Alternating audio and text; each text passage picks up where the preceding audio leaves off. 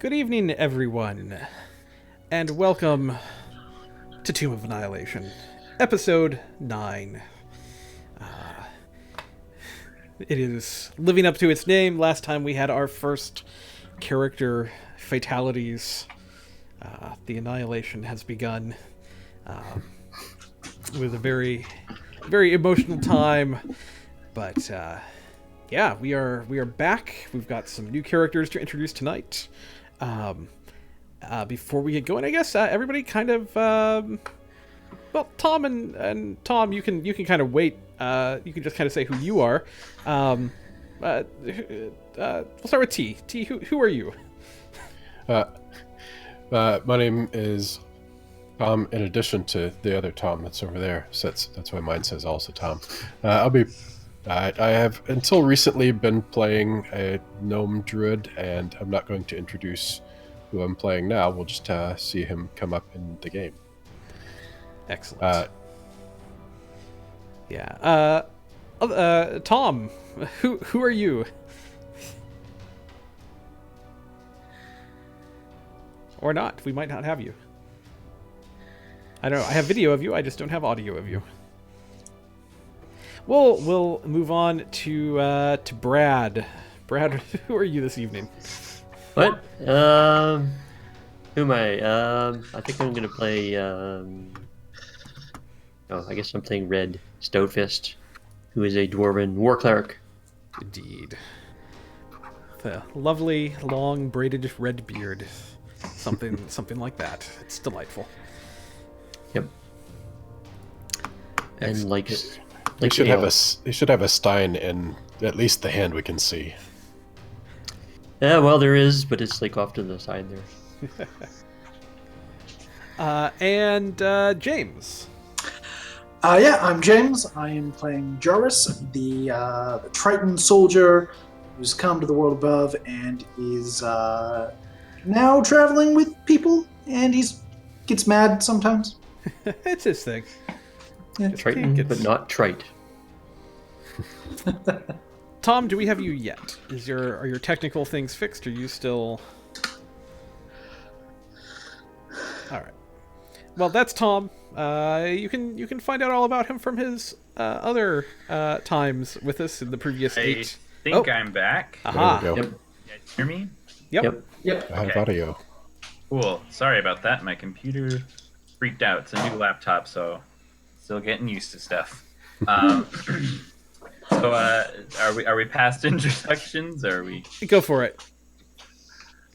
We didn't introduce T's new character yet. We'll kind of do that in game, but so you don't have I to. can't hear Lauren apparently.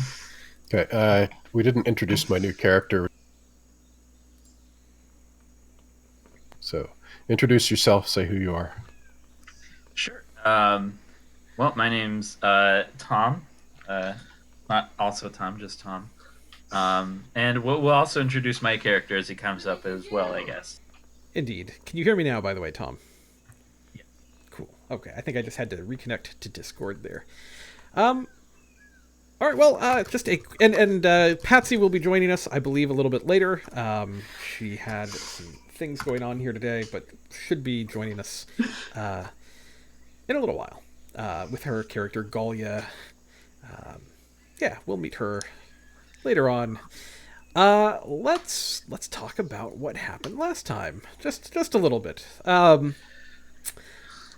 Coming over here to the map of Chult. You all began putting together a plan on how to take on a goblin village in the hopes of finding a way to control the shield guardian that you had found. That ended. It was a good plan.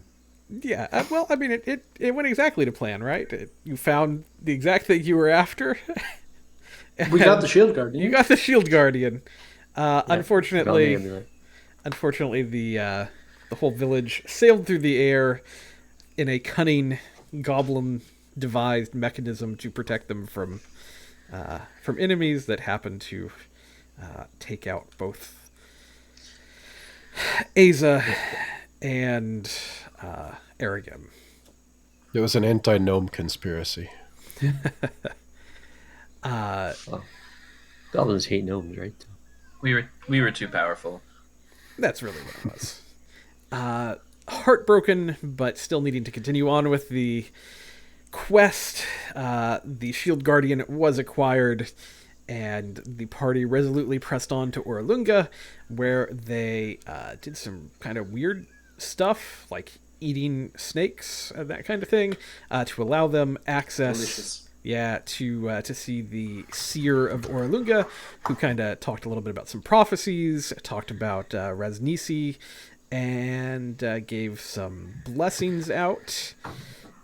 And that was kind of where we left things. You had just left her ziggurat, and some choices about what to do next, I think, are relevant.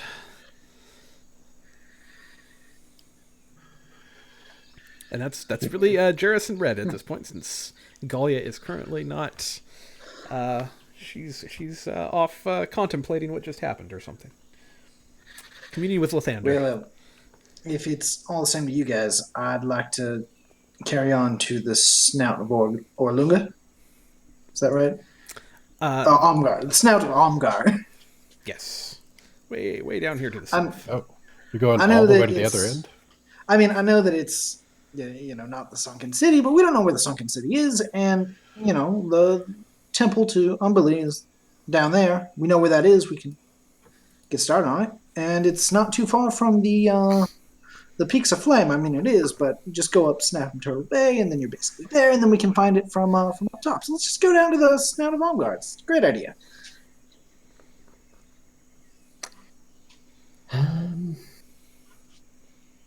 What I know Quilgok has said a couple things about it. That's where his But it's a turtle Turtle Village is. place. That's where the Not turtles are necessarily. from. Right. Not necessarily like the same cosmopolitan thing as the Zero, right? Right. Yeah. It basically it was a peninsula that during the spell plague broke off from the main body of Chult. And yeah, there are turtles who live on the Snout of Omgar. There is a little city there called a Hoi Hoi. And that is where Quilgok is from.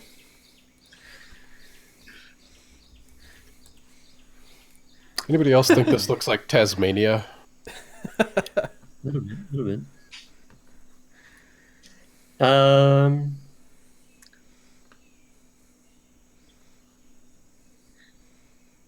Yeah, I don't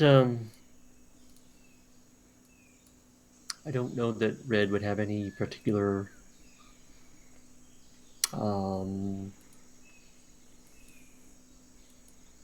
feelings against that. And the idea also that just to get out of the jungle for a bit and gather ourselves, and who knows, maybe we can find some help somewhere again. So I think he'd be up for that. So then, what do you think about how to get there? I mean, we could maybe go back to Port Nyanzaru and catch a boat, or looks like we can maybe, pulling out the map, looking at it, maybe we can go down to Jahaka Bay and maybe find some transportation there.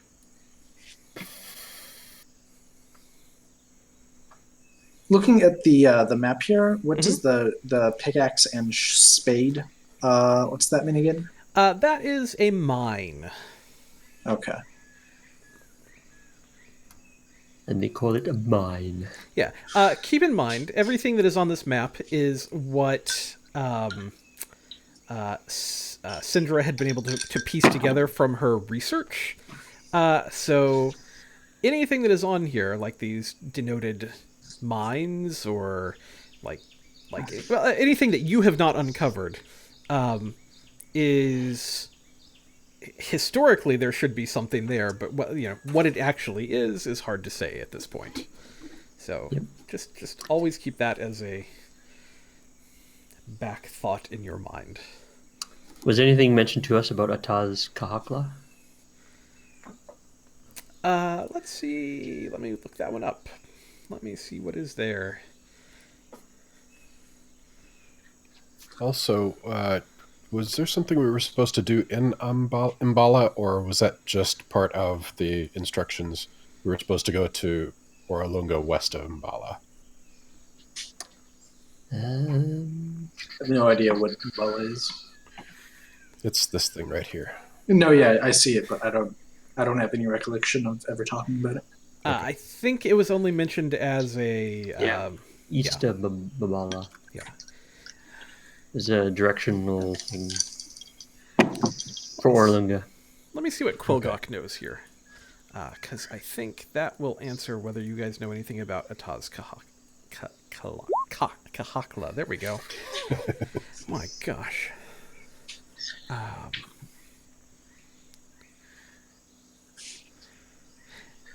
Yeah.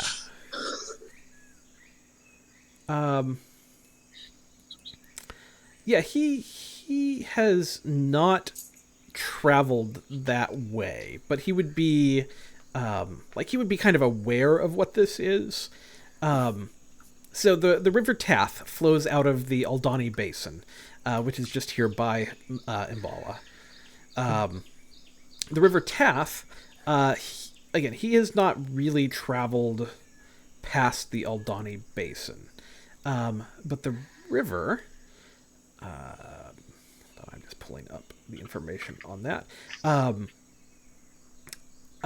He knows that there are going to be some waterfalls kind of leading down and out to Jahaka Bay. That's kind of the... and there's a canyon that goes through there. And that is what Ataz Kahakla is. Basically, there is this river canyon. It's the Chultan translation for Ataz Kahakla is Gorge of Death. And it's not really because of the deadliness of it. It's because of the walls as you travel down this river from the reports of it. The walls are going to be somewhere between a couple hundred of feet high above you, and there will be it's all lined with coral that at this point is all dead because it's no longer in the water. And that's why it is called that. But it still has the coloring, so it's just kind of this magnificent sort of thing that you would travel through. Hey, Patsy, welcome to the stream. Hello. Sorry, there were cookies still in the oven that had to be not burned. And eaten. And eaten. Priorities are understandable. Welcome. Yeah, we are just discussing the next move of the party. Jarrus had just made a case for heading towards the Snout of Omgar to help out Quilgok's people.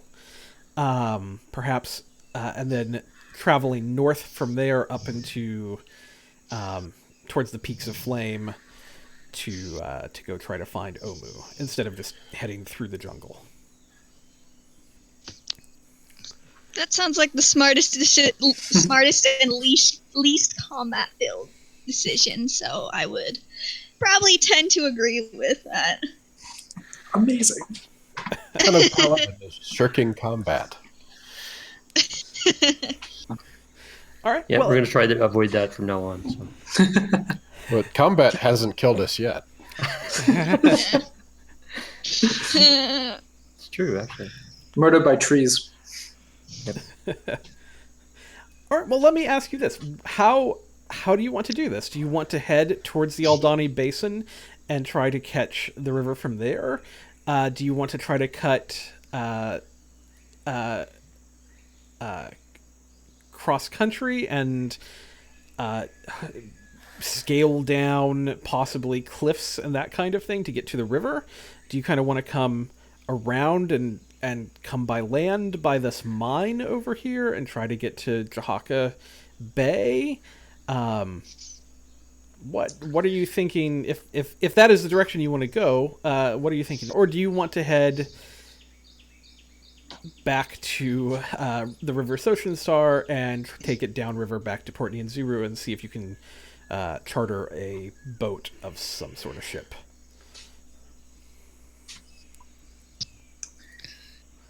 I'm not there, so I don't get to choose. Sort of out of character. Like, I don't know what if this is what Jarvis want to do. It's what I want to do, is just go down to Jahaka Bay and see what's there. It may be a total waste of time that gets us killed for like no actual benefit, but I would also agree with that. I want to go to Jahaka Bay and see what's going on. I want to like go there and then just build a ship. If there's none there, I want to use my carpenter's tools and just build a little boat for us. Swiss Family Robinson raft style kind of thing. Exactly. I'm sure that's not going to be terrifying at all. No. Are you proficient with shipbuilding? I will be next level. Oh, okay. He's going to learn in the jungle. Yeah. You brought an encyclopedia. Yeah, out of character, I am intrigued by the mine. Yeah, I mean, in order to ship product, there might be a dock and boats around there. So why don't we go to the mine? All right. You want to just head there directly on land, or maybe we can go to Mambala and take the river.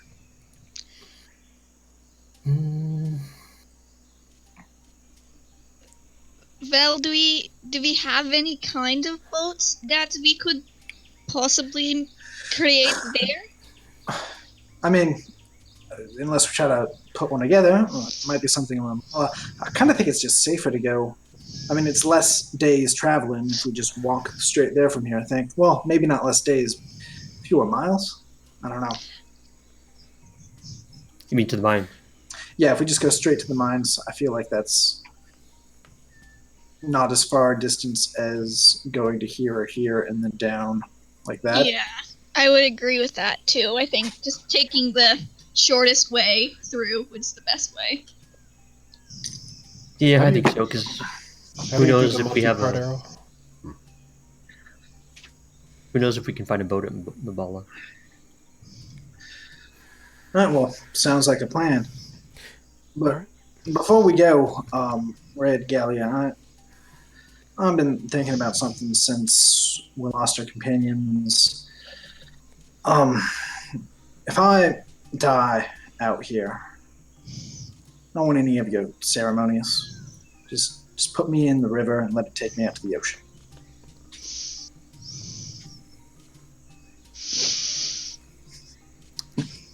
I will honor that request. Thanks, Red. I appreciate it. I will try that. I will send you down the river, but with my blessings. Gallia, if I die, my soul, I mean, the soulmong is happening, but if you condemn me to the light, then I won't be where my people need me to be thereafter. Please just place me in the water. No, I will. I promise you that. I will send you in the river. Okay. But she'll say goodbye first. Yeah, she'll pray as she sends you away. I feel like there is so much wiggle room within that answer. Yeah. All right. Well, so it was late in the day. I think you all would kind of spend the evening here near Orlunga, and then the next day, I guess you would begin heading south. Let's roll some weather for you here, shall we? And advance the date. Nice 95-degree day. I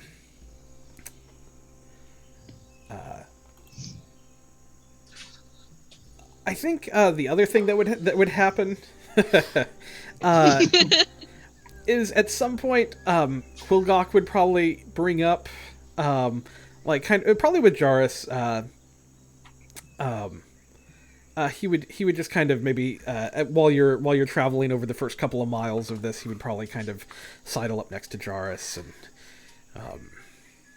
Jarrus, I just wanted to say I appreciate what you're doing, and we're coming up on the end of my 30-day contract with you here, and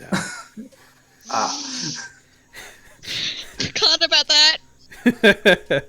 Well, but I just wanted to say, since you have taken such an interest in my home and helping my people, that, well, as long as that's where we're headed, consider this next leg of the journey free of charge. We can renegotiate on the other side of all of that. well, God, that's mighty generous of you. Thank you. He's just gonna nod. No, really, thank you.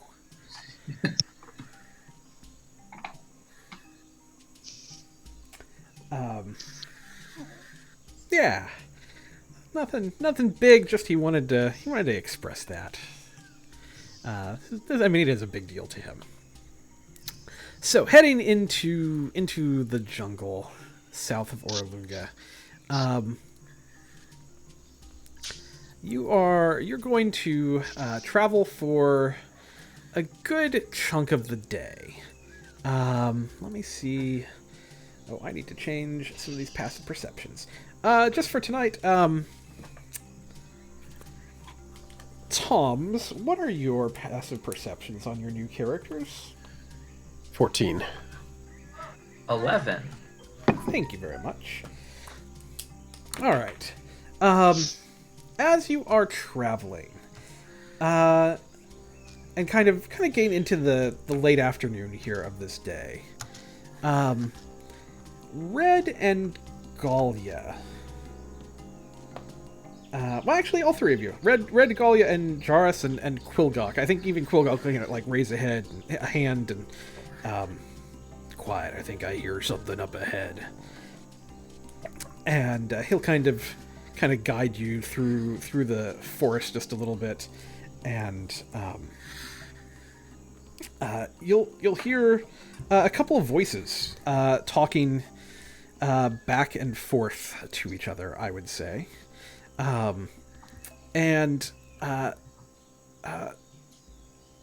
T and Tom, they're going to spy your characters here in the jungle. Where are you, and what is the scene that they are finding, do you think?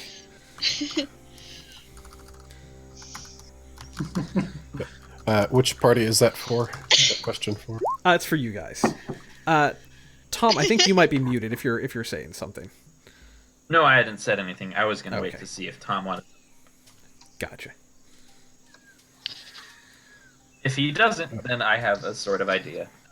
There's a small stream or something that's just Adon is crouched in front of it, and he currently has like this knife, and he's just shaving his face. He's holding up a mirror, and he's this guy. Well, I don't think that heading back to Nyanzaru will be very beneficial.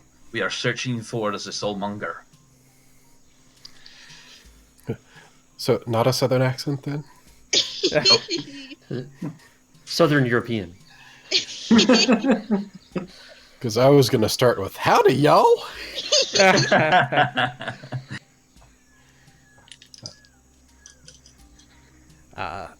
And the one speaking, he looks something kind of like this. If this will load here. Well, I don't know if it loaded for all of you. It's Xander.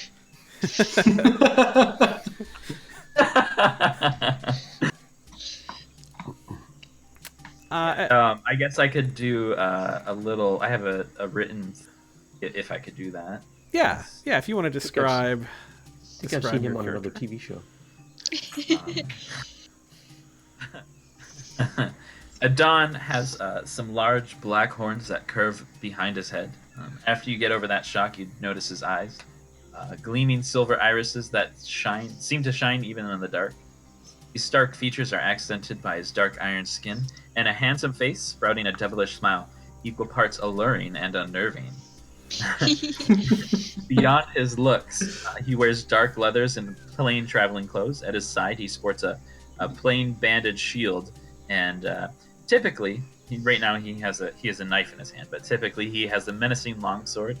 Its hilt in obsidian material, filigreed by gold accents and small dark gemstones. And who is he talking to here, T? What would his companion? What are we looking at there?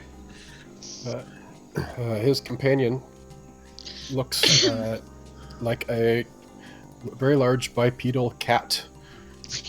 Has ringed markings like a Bengal cat, if you're familiar with that breed. Mm-hmm.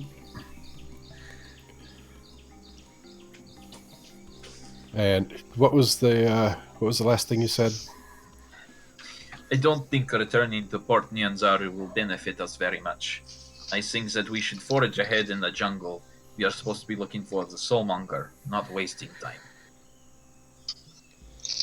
Well, I'd have to agree with you about Port Nyanzaru. I don't think it's a great idea to get back there, but I don't know how much longer we're going to survive in the jungle by ourselves.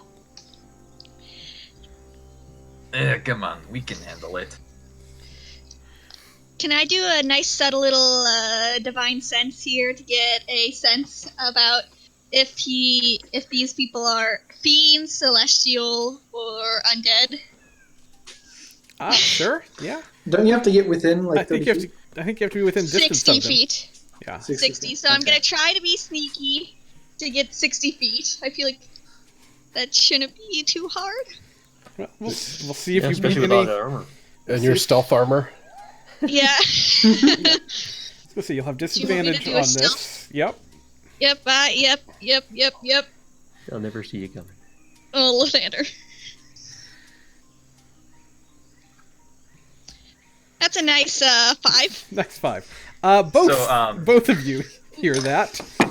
Yeah, so, I love that Adon- Ola Thander is Patsy's phrase. It's not Dahlia.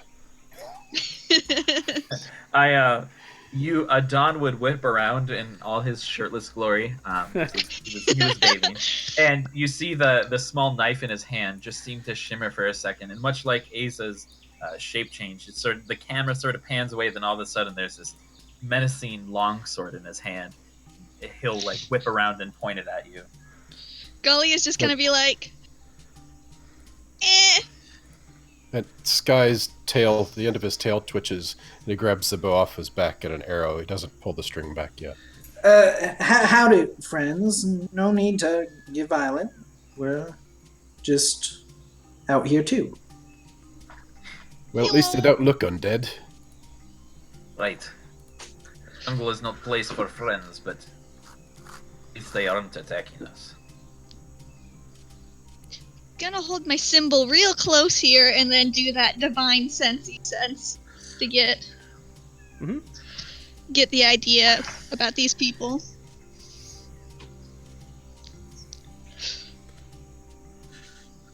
Well, hello, we are adventurers too. Hello. I don't think. I don't think that. I mean, Tiefling, not Tiefling. Tabaxi definitely do not count as celestial fiend or undead. Do Tieflings count as fiend? I don't believe they do. When Iku way back at the start did, I think she did like a detect good and evil. She figured it out, so. Yeah. Well, I mean, he is. I don't think he is hiding his Tiefling heritage. So, Yeah. I don't think he's hiding pretty- much of it's anything, pretty- looking at that picture. Yeah. I mean, Adon- for Adon- flavor, we can just say that it's like here, but then maybe if there's like an evil tiefling later on, we could say that functionally it doesn't. Well, Patsy, I mean, wouldn't if I'm remembering what we discussed, you might actually, because you have a pretty high perception. Don't you actually recognize this tiefling? Or what? All tieflings know each other now, Lauren? Is that what you're trying to say? What is this? I thought we had discussed that you had a back history. We do. It's Yeah. probably gonna take her a hot minute of just kind of staring at the guy, and she's like, "Wait, you were with that orc, right? With him before, and the after the dragons and all of that, we did the helping with the people. Do you not remember that?" She'll step a little bit closer and just be You like, know this lady. Adon will narrow his eyes. Well, I have not met many tieflings before. I think you look familiar. But could you tell me where I know you from, perhaps? Golly will put up the hood again, because that's probably how he saw her before, and then just be like, wasn't it a little bit north of Waterdeep, and there was some people that were injured, and we were working there, and you were with the orc, Oh, right, you're the silly girl who tried to hide her horn thinking she was fooling people. Told me. Yep, that would be her. It was not silly. What? Olia is your name, yes? Yes, and you were Adam? Adon, my name is Adon, yes. Yes. This is my partner, well, my traveling partner. Oh, well, it's very nice to meet you. She'll give a very polite bow. Good to meet you. So, Well, what do the two of you do in the middle of the jungle here? Oh, well, that's an interesting question. I could ask you the same thing. Well, right now we're actually on our way to it's the Turtle Village down south, and we're gonna help them with some problems, and then we're gonna go and look for the Serpent City. What was it, Omu? Yes. yes. Well, I hope you have fun in your jungle adventures. Here, to be honest, looking for something called the Soulmonger. Oh, we are also looking for that. After we go help in the snout. It's kind of on the way a little bit, just kind of looping around and all of that. Wait, do you know where this thing is? It's Kind of We have a rough idea. ish. well, if you have information on the location of the Soulmonger, perhaps I'll turn to Sky. We've been looking for the same thing in this jungle. How did you find out where it is? Snakes. Orlunga. We met. There's a guardian in the temple there that spoke with us. Well, I guess you are more fortunate than us. Perhaps we should travel. It seems strange. The three of you survived in the jungle all alone. 4. Well, I have she'll kind of call over the shield guardian. This is Dawn Garditer. We found him, and there's a nice new Lathander symbol painted on its chest. We also used to be 6. I see. We also used to be 5, but no longer. It's a pretty tough Yes. place. What happened to that orc you had before?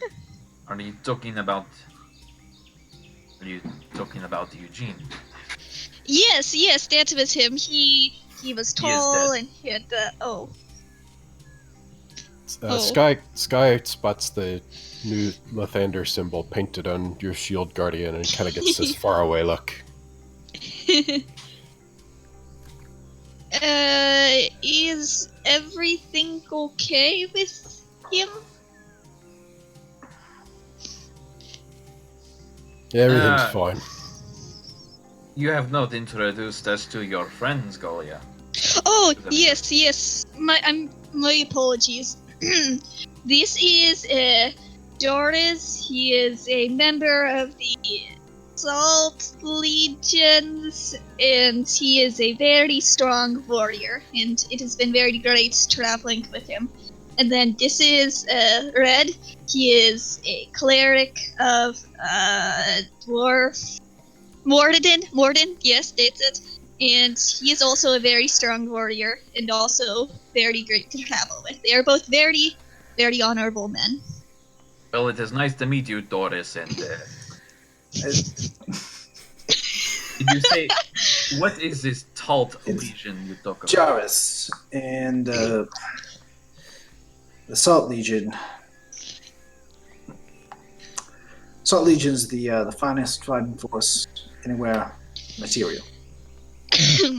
Well then, I suppose I can understand now why you survived along with such fierce fighters. Sky, if it is okay with you, I think we should travel with these people a little while. Well, it seems like they've made more progress on their quest than we have on ours, and it's the same quest, so makes sense to me. Quilgok will step forward and be like, and I'm Quilgok. I'm your guide. Oh, I'm so sorry. I did not mean to. And this is his dinosaur. His name is Deadly Treasure. He's very sweet. Golia, you have not changed at all in the past 6 months.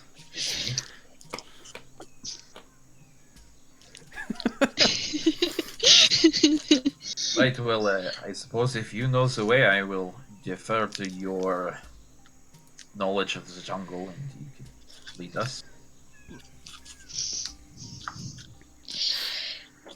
We would be glad to have you with us. Adon will do a nice little half bow. Kurt, and he'll just approach you and wait for you guys to move on. Is it getting kind of late? Maybe we should. Yeah, I think there would be a couple more hours of travel, and then breaking for the day would definitely happen. You'd make camp for the evening, and it would be another normal day of travel. Is there anything anybody would like to do that evening with your new companions, or? Galia, we're all gonna. Everyone does, yes. Hey, Scott, where are you from? I saw a couple people like you, kitty folk, in the Courtney and Zaru. Never seen them anywhere else. Yeah, we're scattered around Chult. This is our native area, the jungles. And it's tabaxi, not kitty folk.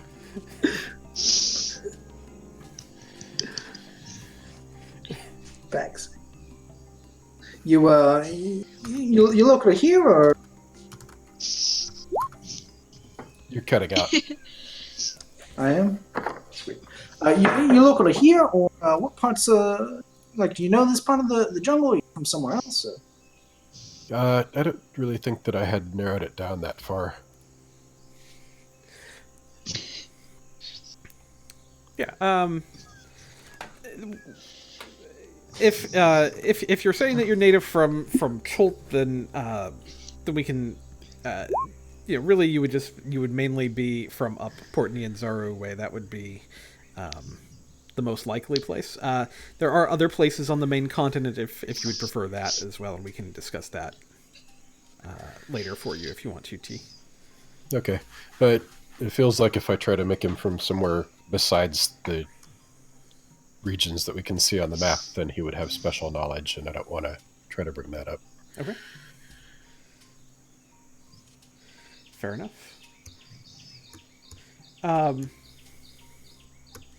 Galia, you said there was something that you wanted to do. Yeah, she'll kind of pull Adon aside and just kind of be like, so, after what happened with you? Where did you go? But if I may ask, what happened to Eugene? Well,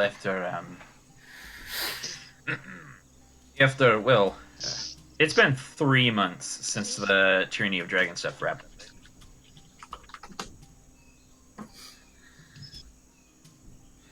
up. Tom, I think you're cutting out, maybe. Okay, sorry. It's been about 3 months since the Tyranny of Dragon stuff wrapped up. Yes, it's been about a year, I think, is what we had established since the tyranny stuff. Yep. Okay, then. Right. Well, after we helped those villagers, we traveled for a while longer, but Eugene was killed. We were adventuring, and You're in and out, Tom.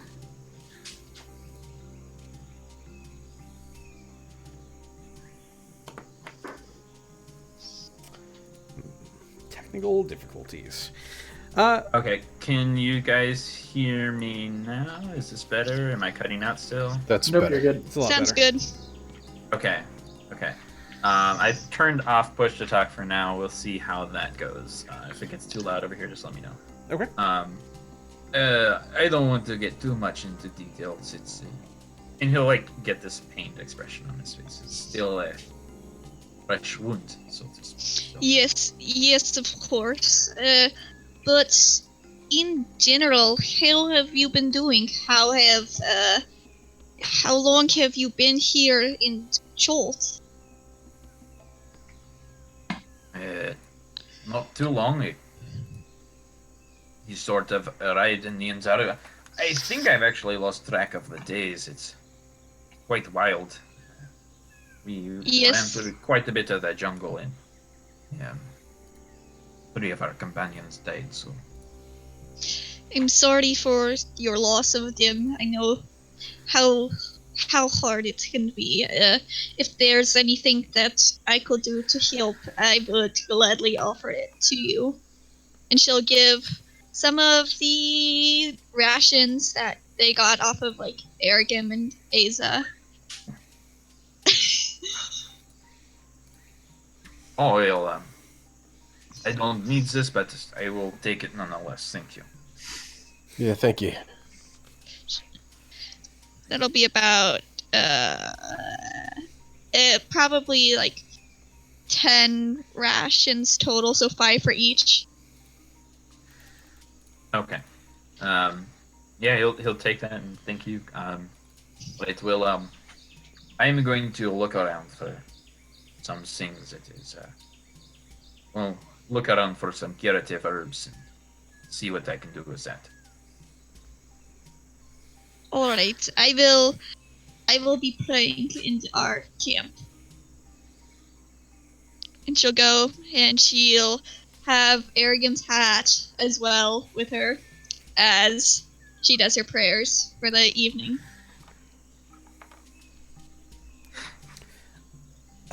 Sky, you would probably see her around camp.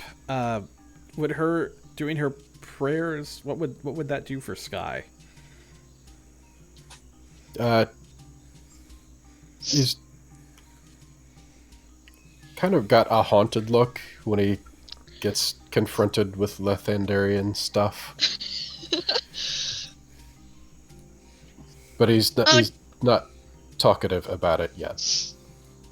She probably has the dawn greeter worn right behind her as she's doing her prayers too, so she's just got the huge sun symbol right behind her. Kind of like when those classical pictures where they have like Jesus with the halo around. It's like that same kind of thing.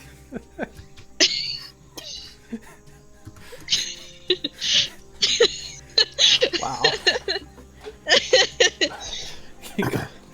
Galia turns into. Wow. Okay. Lathander Christ. All right. Yeah. So let's progress on, I guess. Unless Jarrus, if there was anything else that you or Red or Could we maybe do some foraging? Yeah. We can do some. Actually, Red would offer to go with Adan and be interested in knowing if he has come across any, like when he knows about plants and if he's come across anything different than what we already know. Right. Well, in my training with the guilds, I learned how to make poultice and potion, things like that. And there are a few separate jungle plants that can produce similar effects. So, and I'd pull out this small book with pressed leaves in its pages. I'm actually starting to archive some of the flora in here, but only the useful things. Good idea. Good idea. You got Ryath root in there. Right, it is useful, but potency leaves something to be desired. So Yes, and if you're not careful, you can poison yourself too. So there is that. But of course, that can be distilled out. It is actually an ingredient in the potions that I can create. Cool. Yeah, I'm not too good at making potions. So What's that? I'm not too good at making potions. So that's pretty cool. Yes, I learned quite a few years under my masters. So I am not expert, but I can make do. Red makes things to help the potions go down more easily. I would point out that I don't actually make drinkable potions that I feel the potency is lost. They should be applied directly into the skin. I've even made some smelling salts that have similar effects to a potion of healing. So, Well, I could bandage. So maybe we can like work together. I can help too. that sounds beneficial. I'll flip to a page in the book. I know that this plant is useful when making my potions. And I'll flip to another page, and this one as well. These are easier to see, so this way I point this out to you with your untrained eye. Mm-hmm. But I will search in the local area around here. If you wish to accompany me, you're more than welcome. Sure. Should at least go in pairs around this place anyway. So. Yes, that's how we lost the first one. He wandered off on his own. Ventus, I think his name was. Ah, yes. Yeah, that would do it. Wandered off on your own. Am I missing something? I really feel like we're missing something here. So are we? For the Twitch viewers, those four over there have played a campaign before.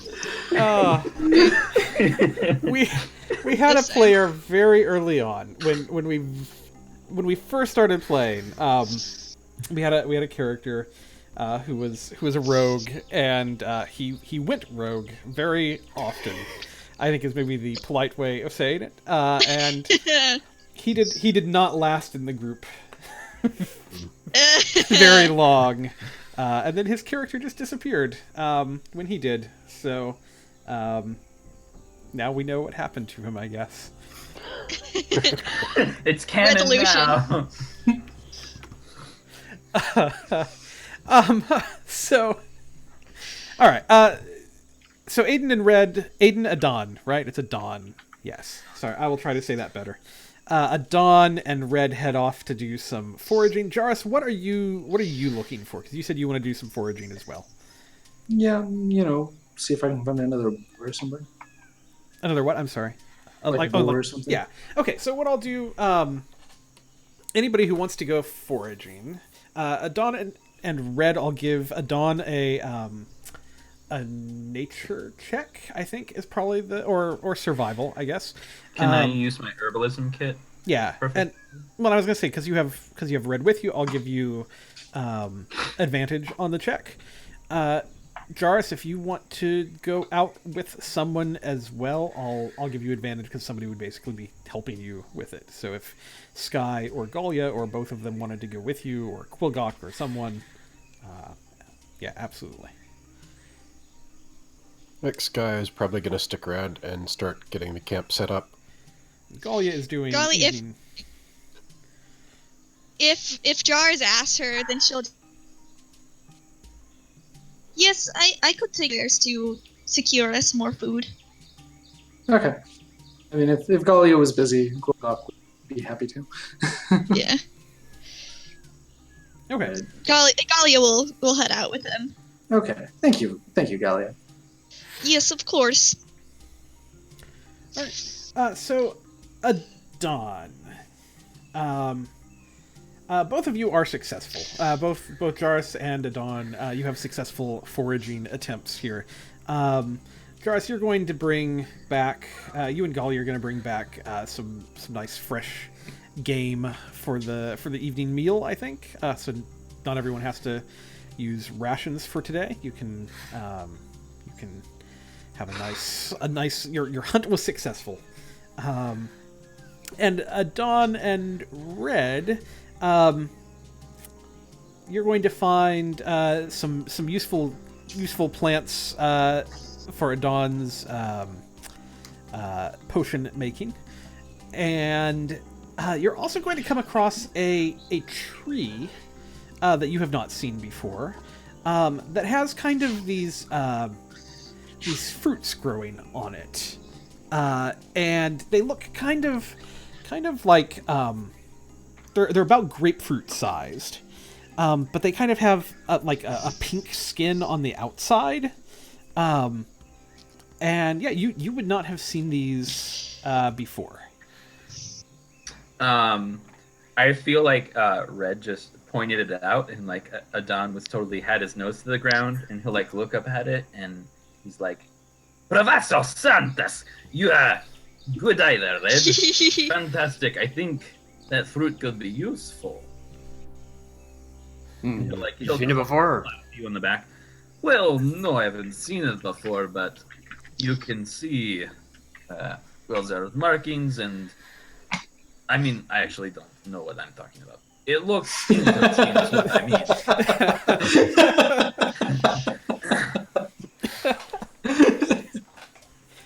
It looks interesting, that's what I meant.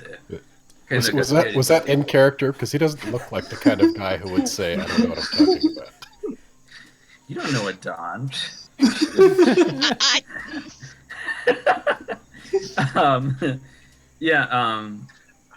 He started trying to like talk about it, and then as he was talking about it, he sort of realized that he didn't actually recognize the fruit, and he's like, "Well, I don't actually recognize that fruit, so." But it is definitely interesting. I think we should bring some back for us a group. Yeah, why don't we gather some in a sack, and maybe we can see if Quilgog can recognize them. Yeah, there's plenty here. I mean, you can fill up a sack with them. We've got, I don't know, 20 fruits, something like that. Is there some sort of could I like, after we grab a fruit off the tree, inspect it closer to see if I could recognize any like similar traits to the flora from Sword Coast? Sure, yeah. If you want to do a nature check, that would be fine. We'll see what if you can spot anything about this. 15. You have not. This doesn't really look like anything you've seen growing on the Sword Coast. It it looks like it could be some kind of citrusy. Like that's kind of the closest thing you can kind of relate it to. Is it looks kind of in that citrus family of stuff. But as far as like you've never seen anything like it's kind of a, you know, this pink color is kind of maybe throwing you off a little bit. It's not like the typical outside of a fruit color of something you might expect to find. So that's kind of the best you're getting on it. Yes, I don't recognize this at all. I think name was Quilgok, yes? Yeah. Is he the wise one in your group? Well, he's been around some of this island. Right, your Yes, path's so- here, right? A guide, I guess. Guide. Right, that is the word in common. Okay, guide. Well, we will bring it to him.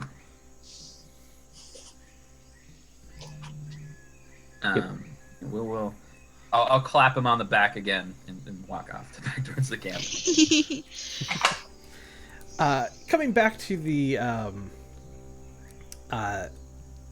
camp with this, you know, Quilgok would be there, and I think Jarrus and would probably have whatever game he hunted down, probably cooking somewhat. I'm assuming you'd maybe have like a fire going or something to.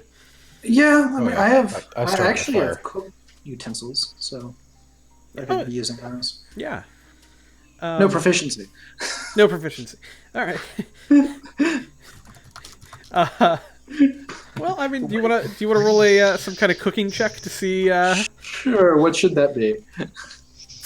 Man, I think let's just roll with your. It's probably what, wisdom?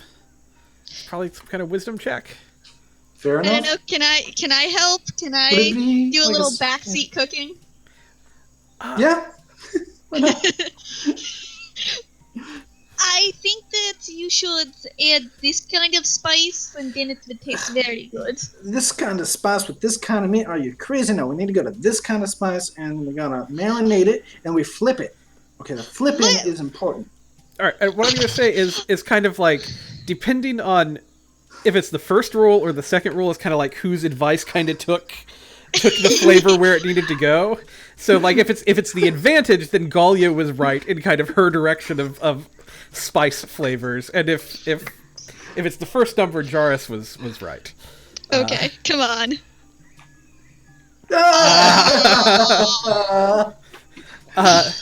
Yeah, Jarrus Damn. Jarrus guides this pretty success. I mean, like, he's still learning human food, I think. But so apparently is See, Galia, Galia. if we didn't flip it, then this whole side would have been raw.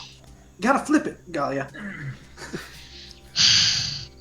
All that I'm saying is that the more salt you add, the better.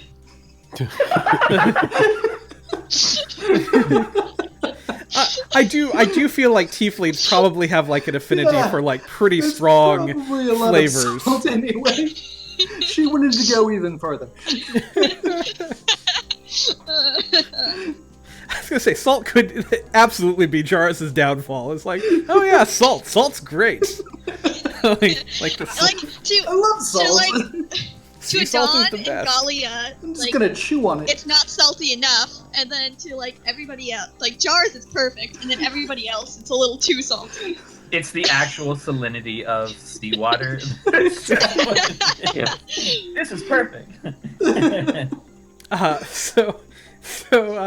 Yeah, you come back to a reasonably cooked wilderness style meal.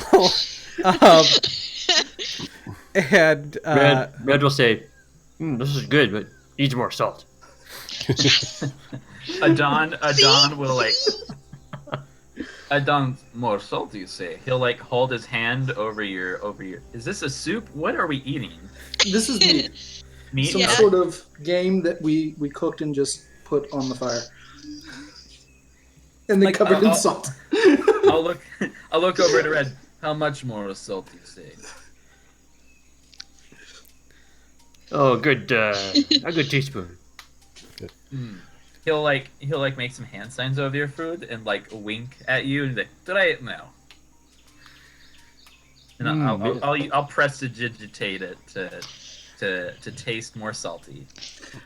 How much salt do we have to consume before it starts to interfere with our water consumption?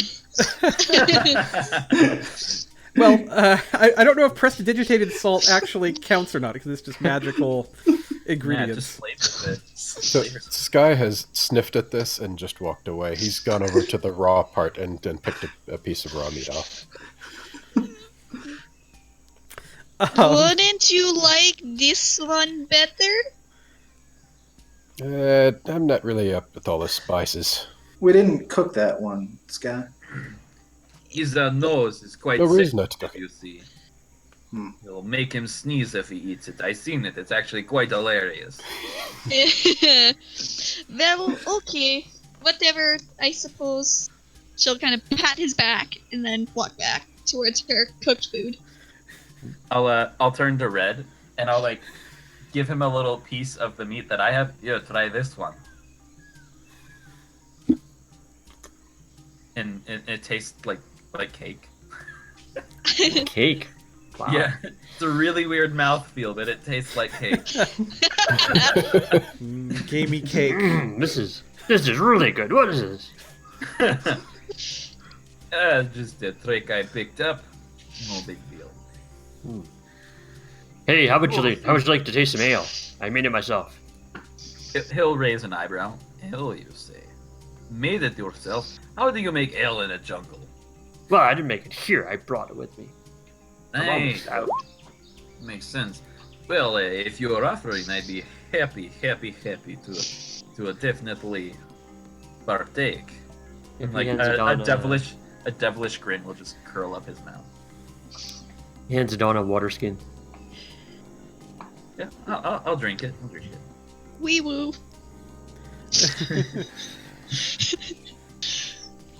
Yeah, what does it taste like?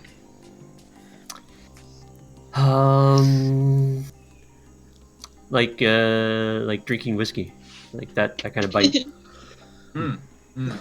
He'll like he'll gulp it down and he's like, It'll burn all the way. will it for a tea? I think it's alcohol. Yeah. Oh, I don't know. Like- He'll like And this is dwarven ale, man. yeah. He'll pinch his eyes closed for a second, and then like settle down. It's surprising at first. I didn't think it'd be such a strong brew, especially for traveling. But I could definitely have more of this. Well, get your blood going. Right. Absolutely. And you didn't pass out right away, so that's pretty good. Well, you'd have to be pretty tiny to do that.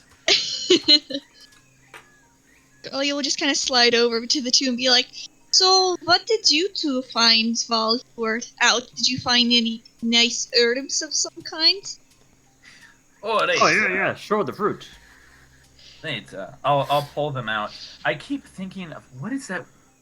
I was watching Avatar: The Last Airbender, and they were in the spirit world, and they got these fruits that turned into like these weird beetles that flew off, and it made me like it was really gross. And now that's all I can think of.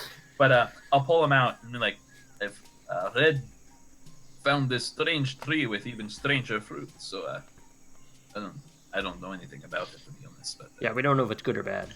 We're gonna ask Bulldog. I'll take one, give it a nice little sniff, and just kind of be like, I mean, it doesn't smell poisonous. It does not smell poisonous. That is true. It smells kind of citrusy. Is maybe the best kind of smell. And that was how we lost the second one. I think that was actually his last words. It doesn't smell poisonous, he said.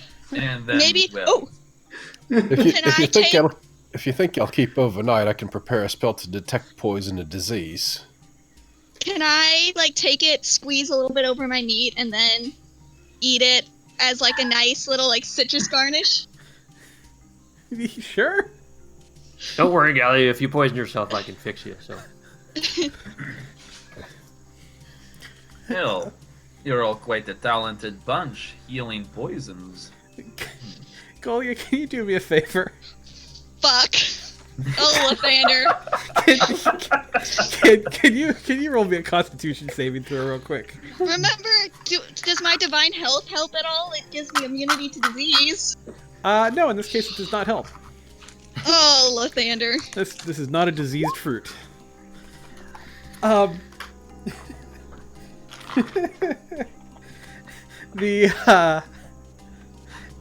So you're kind of sitting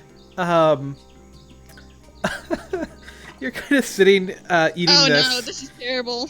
And you kind of start noticing that like your foot is tapping on the ground, and like it kind of has like a little rhythm to it, and you just kind of like your right foot just kind of like starts dancing a little bit. Somebody get you into tickle spot, lady? No, I don't. Oh, wait. Was that some kind of? Did that just? Okay, Gally, you can still see? Yes, I don't see the dead bodies like you did. Okay. I think she's okay. No, I just I'll just stand up and I'll kind of start pacing a little bit. As you start moving, like it kind of like the little like it kind of moves from your foot and just kind of like you kind of get a little shimmy going as you're moving. I'm doing what now? Just kind of a little shimmy kind of dance. I start clapping to the rhythm that she's going. Like the WoW dance animation?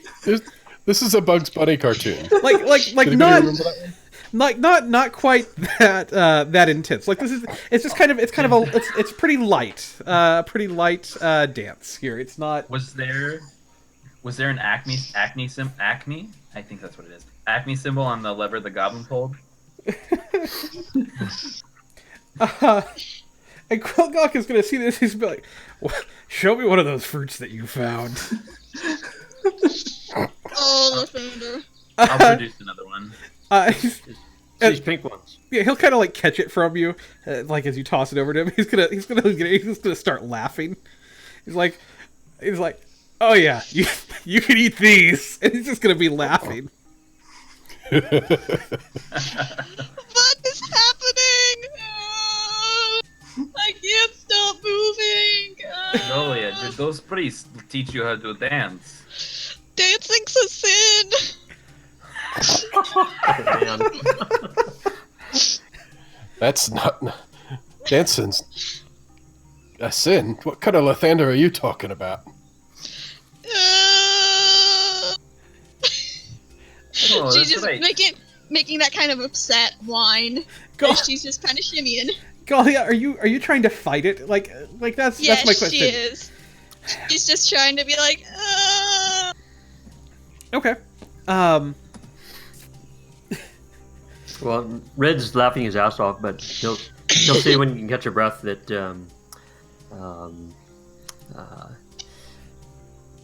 if you had enough, let me know. I can probably fix it. This effect, it doesn't last actually that long. It lasts just about a little over a minute for you. No. And it's gonna wear off. And Quilgok is just kind of like roaring and like kind of rolling around on his shell just a little bit.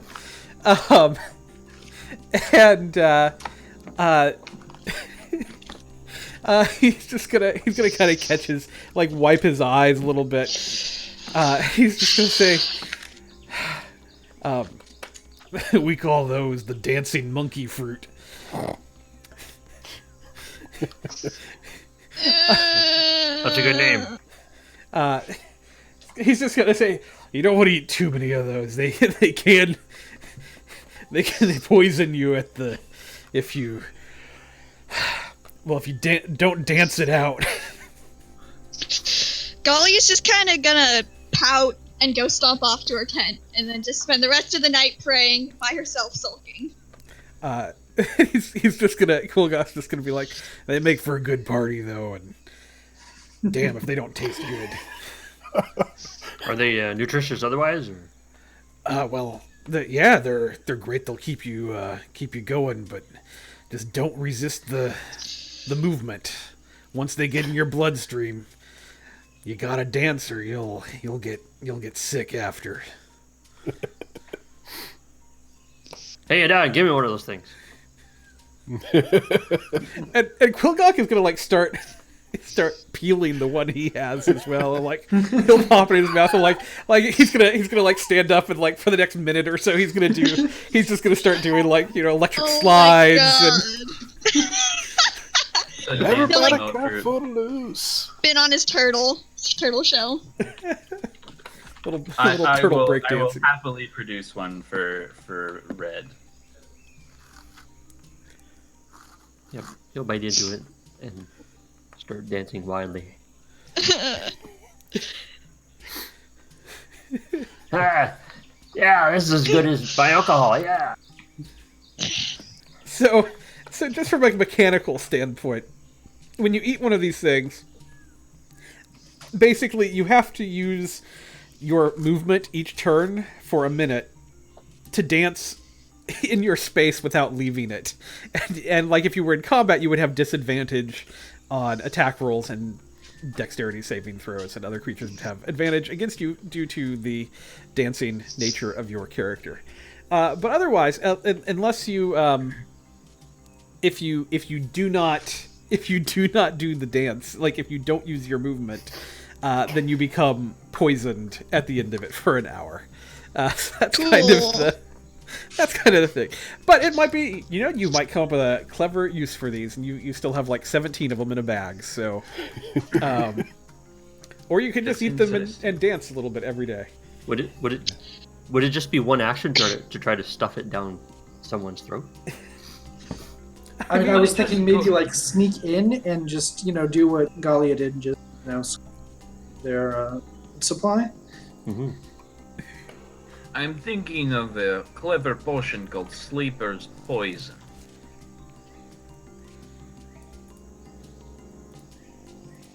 Sorry, this- That's it. That's Okay. it. What's wrong with poison? As long as it's for somebody else, I guess. I don't care. Yeah, I don't want poison. Since Sky is from Chult, is there a chance that he might have known what these did beforehand and just kept quiet? I like the idea that he did that. You know what? I'll allow that. Yeah, absolutely. Absolutely. Especially because it was Galia. This may be my favorite thing that's ever happened in D&D. Ah, goodness. All right. Oh, it was a Wile E. Coyote cartoon, by the way. It's in the chat, so on break, everybody take a look Nice. at the...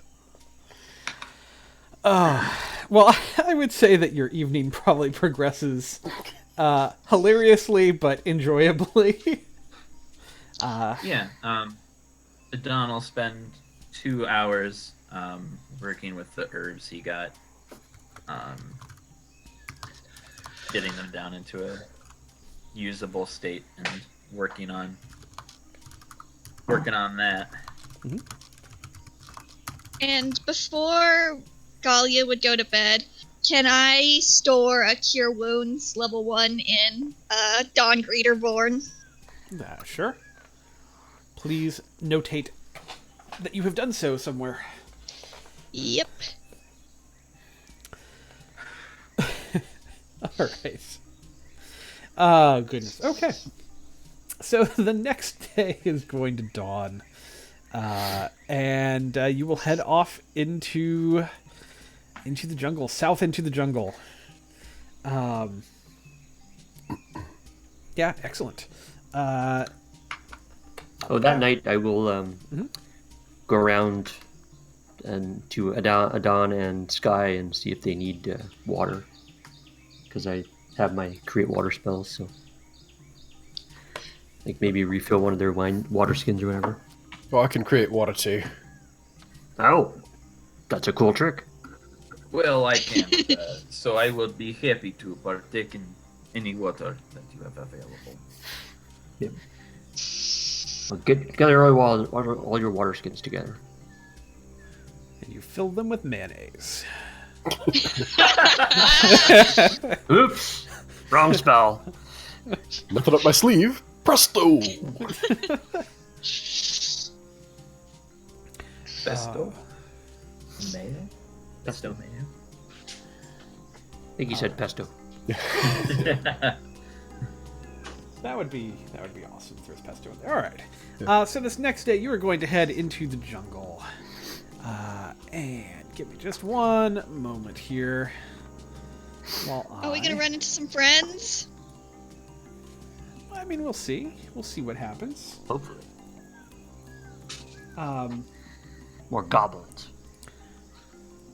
Let's see. So If it's another goblin, I'm gonna die. in the morning, Adon sort of goes underneath the shade of a tree and starts speaking a few words, and the shade seems to gather closer to him and then dissipate for a second. Can I is that gonna be within Galia's sightline? Could I make a perception check against that? Yeah, he's not being shy about it. He's casting a spell.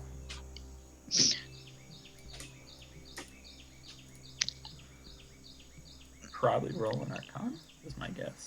Yeah, sorry. Yeah. Yeah, go for that. That would be fine. Sorry, I am setting up a thing. He's rolling dice for no reason. Pay no attention to the man doing things. With a 4, I guess she's just gonna think that he's summoning a devil. That seems... Seems I legit. I think she's just not going to have any idea what he would be summoning. It's gonna be He's not summoning good though. Or doing. Galia will march up to him, very cross looking. What is this? What? He'll like raise an eyebrow and it's like, well, Golia, can I help you with something? You were with the shadows and you were saying things, and I don't think that's a very good thing to be saying. Golia, you are a silly child. It's just a protection spell. I have used protection spells before, very often, and that does not look like any protection spell I have ever seen. Well, do you want to fight me and find out? Well, no, of course not. Well, it's just, how do I put this? Magical armor. You see, I don't wear any, and it allows me to move around much quicker than, well, someone in a chain shirt might be able to. Well, I was just concerned about the shadows around you. I do not think that doing magic like that would be in Lathander's purpose. Well, I don't know anything about Lathander. That's Well, don't you remember I told you everything? I told you all the 12 tenants. I told you yeah, how but I he was works. drinking, so you can't really expect me to remember that.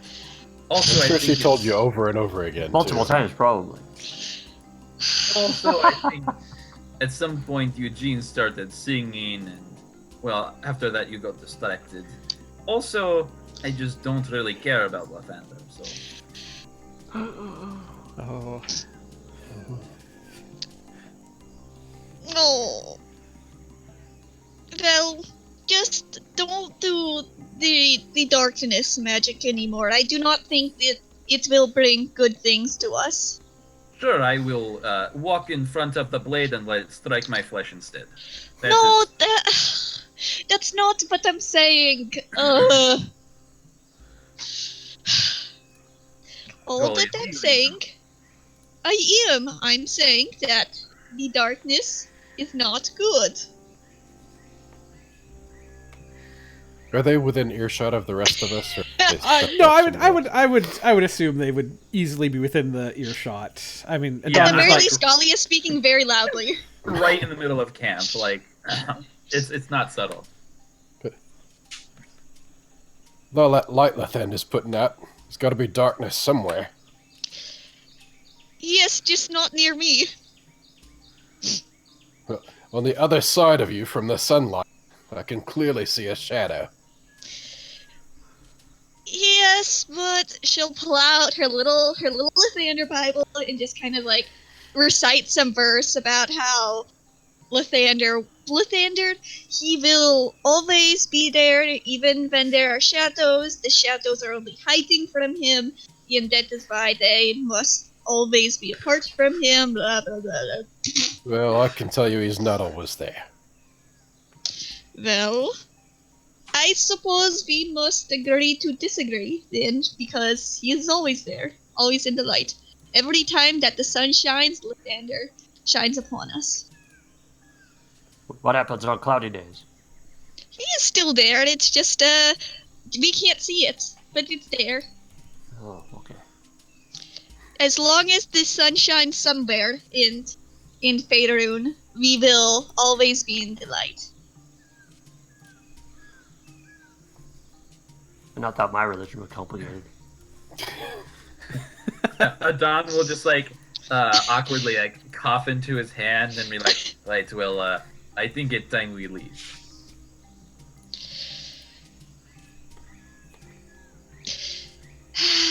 Jarvis has Alright. walked as far away from this as he possibly can without leaving the party, and he's just picking up sticks and making busy.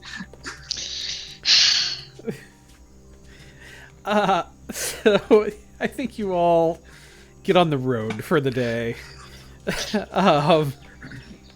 Golly's gonna be saying some verses as we're walking now this time, just because y'all are a bunch of heathens now. Like, Quilgok is leading the way, and Galia is kind of walking behind him. Like, I think Quilgok is trying to ignore you too. Like it's just kind of like maybe you're kind of like preaching maybe more towards him. He's just kind of like occasionally like, kind of like as he just keeps going, and like behind like Adon and Sky and Red and Jarvis, maybe just a little behind Galia, like just a little distance stretched. Yeah. If you're like this all the time, now I know why he wasn't paying attention when we needed him. Ouch. Oh. What? Ouch. You She all, won't hear that. She'll just Bible verses. you all are going to get to midday. And as you travel through the jungle, so this is kind of the marching order that we had put together before, and I just kind of swapped Sky and Adon out. We can change this marching order if you would like to, but it still seems to make some sense to me, unless you would like to change it at all. If Golly is spouting out verses, I'll be back here. Everybody's gonna try and stay as far away. We could move Vorn in between people. Okay. And Vorn is gonna say, "Good grief." Hey, his name is now Don Greeter Vorn, and he has a symbol of Lathander on him, so he's cool now. Is Dawn Greeter one word or two? One word. It's like a title. Dawn Greeter Vorn. Here, we're gonna change his character sheet to reflect that.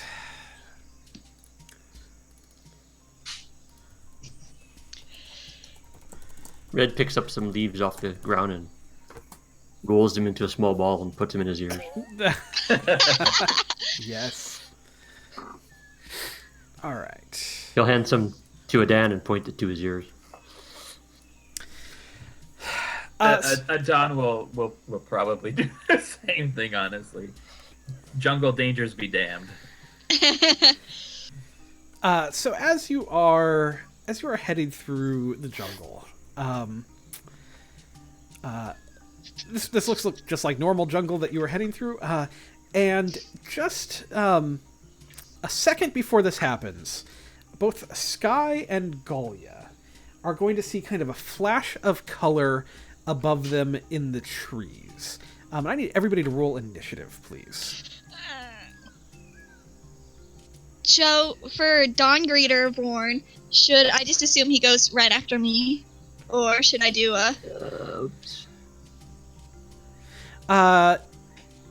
Have him roll his own initiative, if you would. Or I can roll it for you if you would like. That would be easier right now. just do a dex roll? There we go. He got a 2. Wow. Just as terrible as me. All right. Guess he's not very dexterous. Let's see, I guess I need to add Quilgok as well.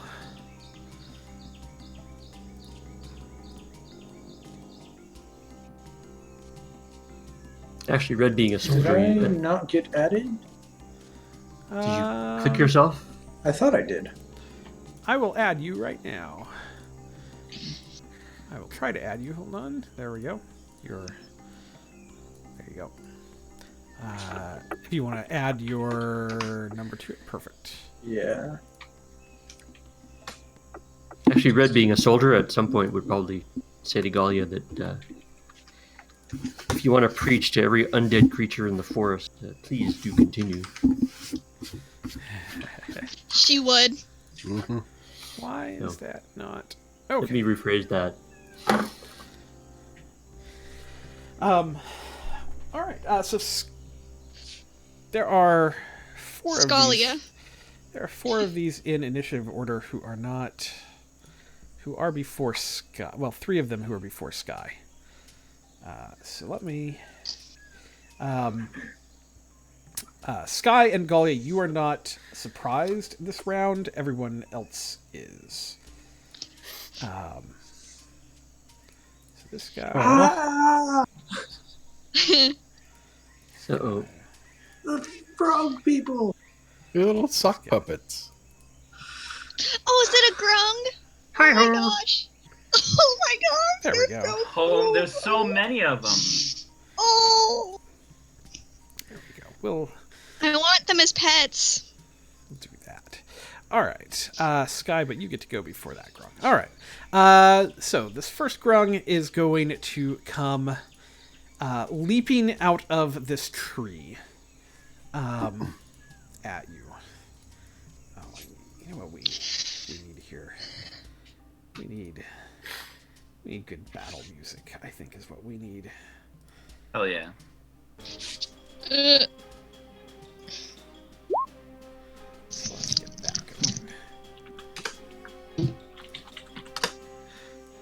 All right. And you see this frog-like creature jumping out of the tree. He is going to. Oh, that is the wrong window. There we go. He is going to leap.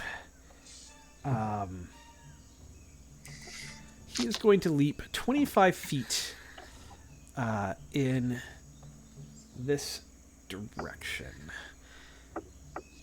Landing here next to Quilgok and Deadly Treasure.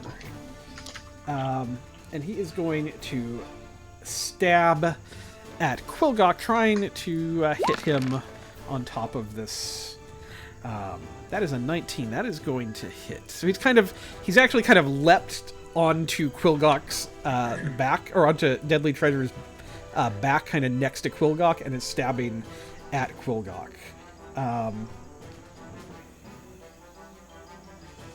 And that is going to be 10 damage. All right. And Quilgok is going to kind of let out a howl of pain. This guy doing the same thing. He's going to jump here right next to Galia. And he is going to stab with his dagger at Galia. That is an 8, so I believe you are not at all... she'll just kind of look at it and be like, "Oh, it's so cute." This one is going to land next to Sky and do the same thing. Here, that is a 22. That'll hit. All right. That is 6 damage, and then this dagger also has poison damage that it does. And so you are going to take 11 damage total. Sky is up. I seem to recall that somebody had some +1 arrows. Quilgok does, yes. Okay. Is And that something that Sky can use? He does have a short bow. Then I will give those to you. There are 6 of them. 6 plus 1 arrows. I'll Okay. put those back into the hand of the party. I have to figure out what. Wait, really quick. Are Quillgok and Sky already both bloodied? Yes. Oh, holy cannoli, Batman. Okay. So I need to fix quarterstaff as a monk weapon, so that's using Dex for Sky. So, and using a monk weapon, I can attack with the quarterstaff and then use a bonus action to make an unarmed attack against the one that's next to me. I believe that is correct. Okay. So the 20 hit. Yes, it will. Okay. So that is 4 damage. Why is it rolling 2 of those? It's probably something in your second attack area on that. Hang on a second. That's D6, and it's using strength for the damage. It should be Dex also, so that should be a 10 damage. All right. Damage is Dex. You are going to spin around as this thing stabs you, and you're just going to hit it over the head with your staff in response, just kind of a quick response to it, and it is going to fall down. It is dead. Okay. The bonus action unarmed strike, does that have to happen like in the same segment, or can I move and then take that unarmed strike? Let me see. If it's a bonus action, you should be able to do it You should be able to anytime. move. Yeah. Yeah, I Okay. think that is correct. I'm just making sure it's not like a thing that gets. If there's a requirement where you have to do an attack before you can use that bonus action, I think it just means that it has to be before, but I don't think it messes up It the don't have order to of be any of your other contiguous. actions. Okay, so I'll move 20 feet over here, Yep. and then unarmed strike at the one next to Galia. Yep. That makes some sense to me. No! Ah! And let's do I want to it. take it alive to have a pet. Does a 15 hit? Yes, it does. Are you hitting No. claws or paw? This is just a paw, I think. Okay. So bludgeon. Okay. Yes, the 15 hits. Roll damage Okay. for me. Don't kill it! Don't kill it! D4 plus 3 is 4 points. Yeah. Yeah, it takes 4 points of damage as your paw comes into contact with the skin of this creature. It's going to have kind of a gel-like substance on its body that's going to coat your paw. And I need you to make a Constitution saving throw.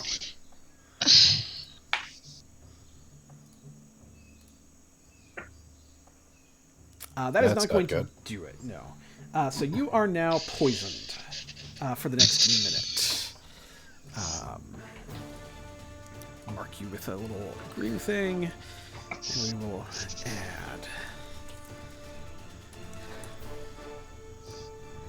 add this. Give it So 10 on the- rounds. On Aza's character sheet, there were buttons across the top where I could select whether a role was public or whisper or whatever beforehand. Yeah, And on this one, it doesn't have it, so I'm having to click public every time. I can do that. Go Give to me your one. gear. Give me 1 You second. can adjust that in your sheet as well. That's what I was going to ask. How do I do that? The It's in gear the setting. gear options. Yeah. Whisper rolls. You can do whisper toggle. I use query advantage, whisper toggle, and don't auto damage. I think it's query advantage that you're looking for. Is that right? Yeah. That should not query advantage toggle. There you go. That should There we do go. it. Thank you. Yep. All right. At the end of your turn, let's see. You can make a saving throw at the end of each of your turns. So, Okay. My turn is over, so let's Yes. do that again. yep. Con save. 12 do it? It just does. Yep. Okay. Yay! All right. Let's see. This grung is going to also leap out from behind, and kind of onto the back of this Ankylosaurus. Oh And he is going to strike with his dagger at Quilgok. no! That's a 12. That is going to miss his natural armor of 17. Adon. So Adon is going to stride up behind this, and as he does, he's going to use his bonus action to do this here. Let's go. Exploits curse. So these the shadow, this creature's shadow sort of lashes out at him and starts wriggling around him, and it grossly it goes in through his orifices, like in his eyes and all that kind of stuff, and it's pretty grotesque. And then he's going to bring his long sword down across his back. Here. This is the standard hex, right? Or similar to the standard hex, right? No, it has its things listed there. Okay. I gain a bonus equal to my proficiency on damage, 19 or 20 crits. If the target dies, I regain that many HP. Oh, cool. This is the new Hexblade stuff. Sorry, I have not played with this at all yet, obviously. So It's all good. Golly's gonna see that and cry. 15. I think Gully is a bit distracted by the adorable rung. Oh, that yeah, true. is She is too right in front of distracted. her. 15 will hit. If she did see it, she'd cry. So that is 11 damage, 9 slashing magical damage, and then 2 damage from the curse. Okay. Excellent. Galia is up. Can I? Let's see. What can I do? What can I do? I'm gonna Give it a hug. Can I give it a non-lethal snack? Using my axe, use the flat side. Yeah, Then you can always try to declare an attack as non-lethal, Yeah. unless it does over damage of a certain amount. It will be non-lethal. Okay, then. Shoot, my character sheet just did something really weird. There we go. Do. It's a nice little battle axe. Smacky smack.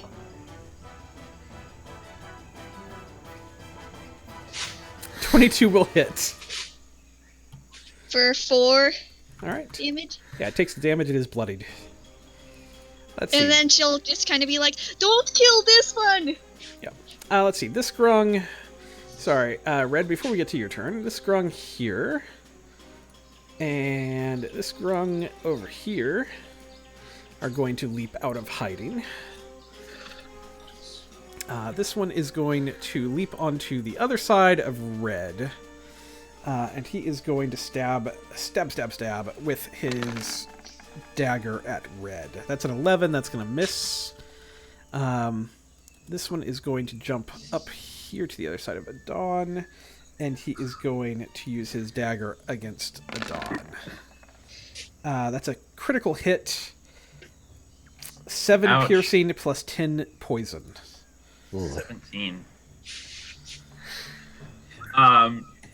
You guys would hear Adon curse out in this strange gurgling language, and if anyone can understand primordial, they would. I understand primordial. Damn. So yeah, you would hear some very nasty curse words spill from Adon's mouth. All right, Red, you are up.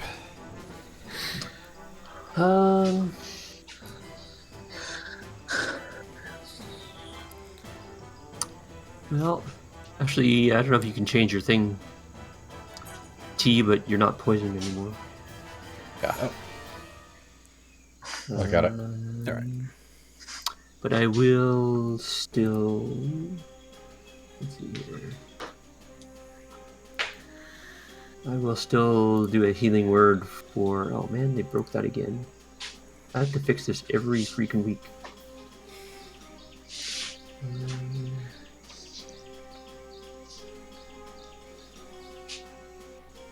So that's for T or Sky.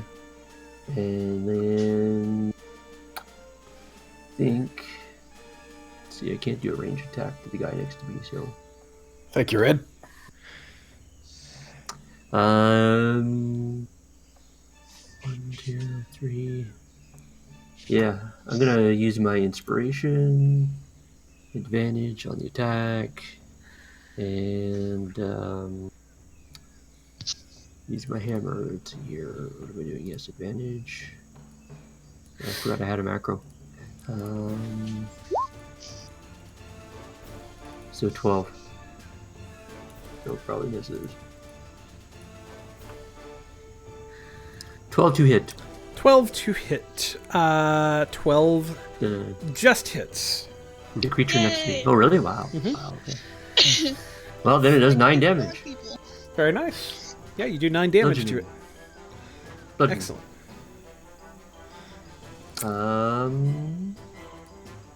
That's about everything. All right, Jarrus is up. Was this a surprise round? I think I was surprised. You know what it was, but I did not Okay. remember that for a Dawn or a Red, so go ahead and move. Okay. It's fine. Sorry, totally forgot. Okay. Yeah, I'm going to run around Red to this guy. And it's funny that Adon dropped Primordial, because I was about to drop Primordial. I'm going to do a shove attack against this this grung here. Mhm. I'm trying to knock him prone. Okay. And where is that? It's athletics for me. And I'll do so at advantage because of clanking. Don't touch him with your skin. Oh no, I touched him with my skin. So he is going to try to contest that.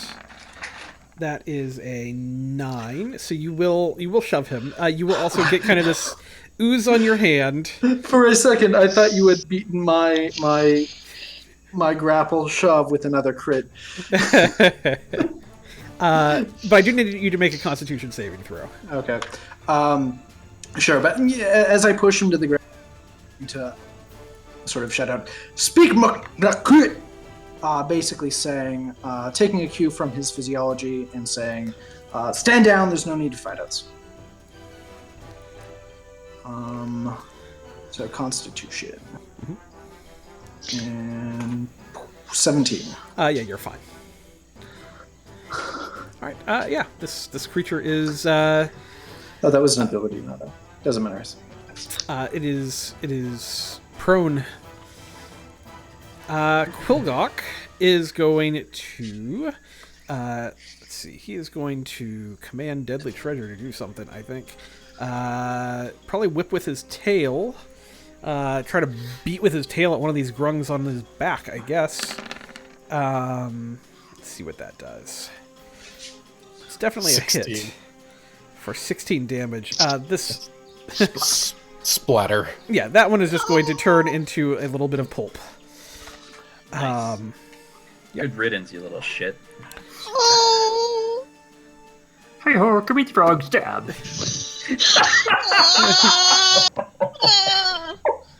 Let's see. This guy. Mighty green. What the fuck is that thing? That's the boss man. He is going That's to. the boss man. He is I going do to not like him.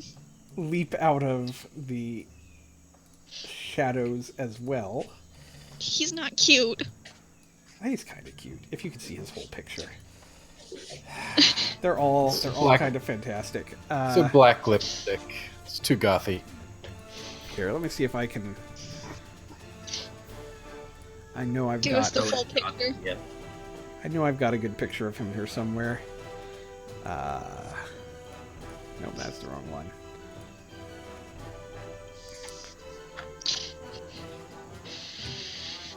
Somewhere in here, but not finding it. Oh well, I'll show you later. They're pretty cute. I don't know if you'll be able to access that or not, because it's part of the D&D Beyond stuff. But Oh, he's still ugly. he's still ugly. It's It's this yellow We're keep- guy for everybody at home. That's kind of what he looks like. We're keeping the green one alive, but the yellow one doesn't need to stay quite as alive. All right. He is going to. Don't try and pet it. He is going to use his little standing leap to jump over this way.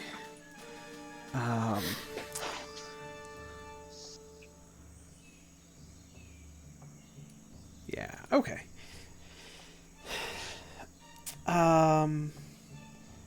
And he is going to use his mesmerizing chirr. He's going to kind of make this sound. It's kind of a croaking sort of noise. And Quilgok and Galia and Deadly Treasure all need to make a wisdom saving throw. Oh shit, Lathander.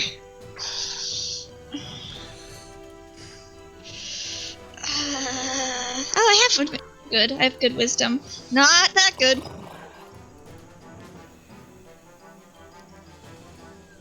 Do you have a aura that gives you anything? I do not think I have anything at this level. Alright, Galia, you are stunned. Deadly Treasure is stunned.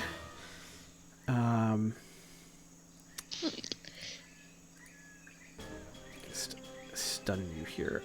Yeah, I get that aura at 7th level. That things can't do that thing. So, this thing is the thing. Where is Quilgok's sheet? Why is it not opening for me? Kali's just gonna be like, oh, it is kinda cute. There we go.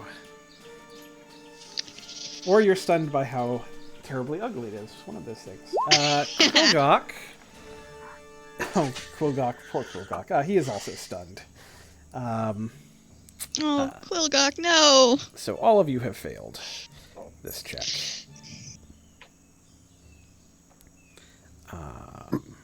There it is. All right, and just for reference sake, to be stunned, you are incapacitated, cannot move, and can only speak falteringly.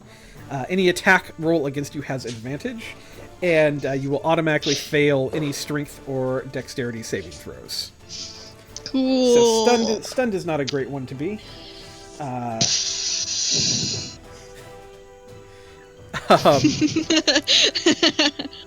All right, Vorn. It is Vorn's turn. Golly, can she falteringly kind of give a go attack kind of thing? What I'm going to do is I'm going to have you roll for it and see if you can get it out. What I would like is a Constitution saving throw to see if you are able to get any words out. Please, Lathander. Please, Lathander. Yeah, you are able to really haltingly get some kind of command out that the Shield Guardian can understand. He's just gonna splatter that one in front of you. Lauren, stomp! No, he's gonna go. Can he go and smacky smack that one? What do you say? You have 3 words that you can get out. Attack yellow bun. That works. Yeah, he'll kind of stomp over there. What is he going to do? He's gonna make a fist. He's gonna make 2 fist attacks on it. Okay. Well, the 24 will definitely hit. And 12? 12 will miss. Aw. So just kind of go. Try to smush the little frog buddy. All right. As this round of combat ends, let's see. A couple of more frogs are going to... Oh my gosh, golly. Okay, so I shouldn't have knocked that one prone. are going to enter the fray. So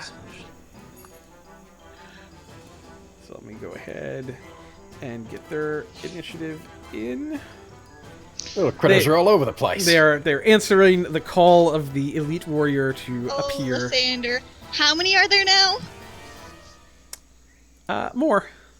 Lots. There are more of them. 6, 7, 8.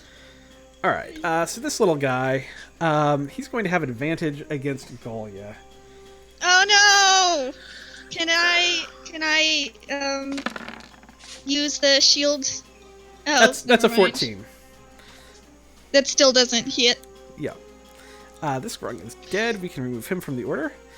This guy is going to leap into battle over by Red and stab with his little dagger with an 8. That's not going to do anything. Sky is up. I'm not going to this time, but what are the mechanics of changing weapons from, say, quarterstaff to shortbow? It's basically a free action. Okay. My action this time is move to here, quarterstaff against the one southwest of me. Okay. Let me clarify. Free action, like if you're dropping the bow, like if you're trying to sheathe the bow and then like pull something, like if it's more complicated, it's less free. So. Got it. Yeah. Yeah. 19 Is will there hit. a way? You were in melee range with that other frog, though, so just so you know. So So 5 yeah, damage, or yes, 'cause 5. that is calculating correctly now. Okay. Yeah, I still don't know what that other D8 is. Hey, does anybody know how to cast fly? Because these are frogs, and maybe that could. They like the flies. Yeah. Also, I will take my bonus unarmed action with the claw this time against the same one. Okay. Claw That will hit. for 7. 7. All right. Your claw kind of drips a little goo off of it, but it's not touching your skin, so you're all good. It rolls twice for damage because one is versatile damage. So if you use 2 hands to hit, it does. Got it. D8. Thank you. Yeah. That makes And sense. I don't know if this was intentional, but should there have been an opportunity attack when he? Oh, you know what? You Yeah. are right. We'll do that real quick. Sorry. That's a critical fail. All right. This cursed one. Does anything happen to this cursed one at the start of his turn? Nope. Tom, okay. It's no. All right. He's going to, I think, spin around and try to stab at Adon then, who has so terribly hit him. That's a 13. That misses. Adon doesn't even try and dodge. He just stands there, and the armor it glances off the magical shadows that just flare up as the blade runs towards him. Nice. He looks over into Galia's direction and winks. Galia's too stunned. She's kind of like, I will hex the one in front of me, I think. Or should I? I don't got anything else to do with my bonus action. I will hex him. So now he has both hex curses upon him. Yeah. gosh golly, you're real evil here. And I will attack him with my long sword again. Not all tieflings are evil. 16. Just this particular one. That's a hit. Okay. So that the curse damage, I added the hex to that, so it is 17 total damage. That will murderify this particular grung. And you see as these shadows were like moving across its skin like slugs, and as it dies, these slugs seem to sort of desiccate the corpse, and he breathes in this weird shadowy essence and heals for 6 hit points. Ooh, nice. You would see if Golly could see this, she'd be dry heaving, but she's kind of distracted, so she's not. And Adon will move over here, facing this little guy. Yeah. And he'll sort of shout to get. Shout to what? Like, Your mic's cutting out You're again. still cutting off every now and then. you guys hear that? Yeah, I heard that Yeah. one. But we did miss like the very first beginning of it. Oh heck! You missed your laugh too. Yeah, But the, it looked like it was a good one. the volume just drops, like briefly sometimes. That's weird. I don't know how to fix this. I'm sorry. That's fine. You're not at your normal situation. It's understandable. Galia is up. Galia is incapacitated. I can't do anything. Nothing. You are So- stunned. You Is there cannot another move. save? She is incapacitated till the end of the. Let's see. You can make a until the end of the Grung's next turn. Aww. So since you did not make the save, Aww. so if there's anything you would like to mutter under your breath, you can do that. But No! Kill one! She doesn't want this one to die. let's see. This little Grung, seeing his friend go down, he's gonna hop over this way next to a Dawn. Jesus Christ! Little shit. They really like you.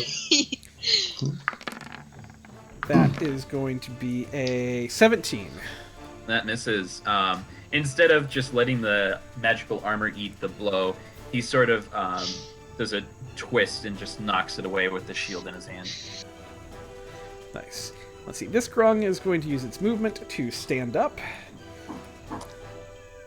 Actually, just a quick point of order.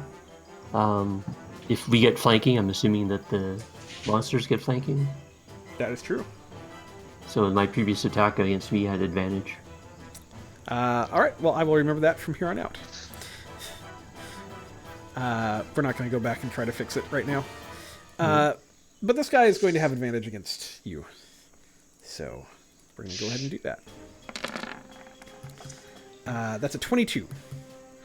That will hit. Tindia, however, you, I believe, should have some poison I'm resistant to resistance, poison damage. so you'll take half of that. So that would be 3. Yeah. 6. This guy is going to... Oh, you know what? He's not. That will move him out of... He's not going to take the hit. He's just going to stab at... I think he's going to stab at Sky. He's kind of maybe hoping Sky is a little squishier than a Dawn. That's an 11. 11 misses. All right. Red is up. Ah, crap. So many things, so many choices. And a lot of them are one action. I think I'm going to try casting Bless. Is this gonna work yet? I'm going to cast it on Galia, Adon, and Sky. Thank you. All right. Yeah, the three of you have Bless. That's concentration for the next minute, so... Yep. Let's see. I don't think I get to do much more because I use this full spell. No, I can't do that. That doesn't do anything. Yeah. I think that is it. When are you up, Jarrus? He's next. Right. Yeah, well, you can move technically, so I'm going to, actually, shit, if I move, I guess I can't move, without a knock of opportunity.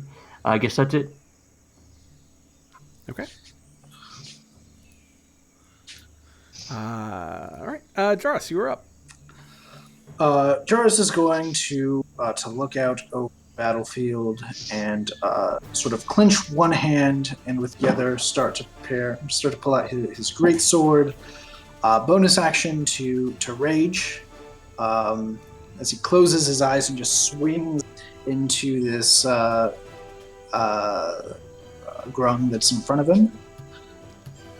Advantage and raging. Holy man. Batman! So that's another. That's gonna hit. Are you sure? Actually, I need to re-roll that one. So that is okay. So Oh. it's another. Oh my god! So that was 22 damage. That thing is super No, dead. that's more. Yeah, that's like okay. That very, very much kills this grung. And then I'm going to use my movement to run. I want to kind of jump up onto Red's shoulders and do kind of a vault onto the other side of this grung and spin in the midair, twisting with my greatsword, and chop down into this thinly membraned frog, hopefully. Give me an athletics check to see how that plays out for you. 22. Yeah. I think that works. Like, Red is probably not quite expecting it, but Red, can you? He's sturdy. Yeah. Can you roll me a? Definitely sturdy. Let's have you roll an athletics check too, just to kind of see like what this does to you as he kind of runs over you. Oh man, am I going to knock him prone? Athletics. Well, that's going to be just fine, I'm sure. Yeah. So like you're not expecting this, but like you just kind of like brace as soon as you're like, oh, this is Jarvis. He's, This is happening. Yeah, and like Jarvis just like vaults over you and behind the other. I mean, the grung is not huge. Like, these are tiny creatures, right? So I mean, but yeah, that absolutely works. Right, and this is my action surge for the second attack. 22. 22 will hit. Holy cannoli. Oh my god. Yeah, you bring this thing down on it as you land coming out of the air and just slice this thing in half. Please don't kill this one next to me. Quilgok can't Don't do even anything. attack it. How are you gonna hold it? And I don't think you understand, Galia. We're murdering all of these. No! Until they run. Don Greeter Vorn's gonna carry it. He can carry our little frog friend. Next couple days, his armor is slowly disintegrated.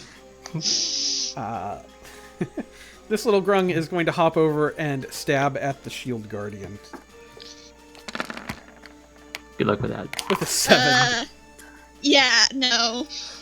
Tink. Let's see. This guy is going to step over. Hey, you're all unstunned. Step over Yay. here by where he can get Galia.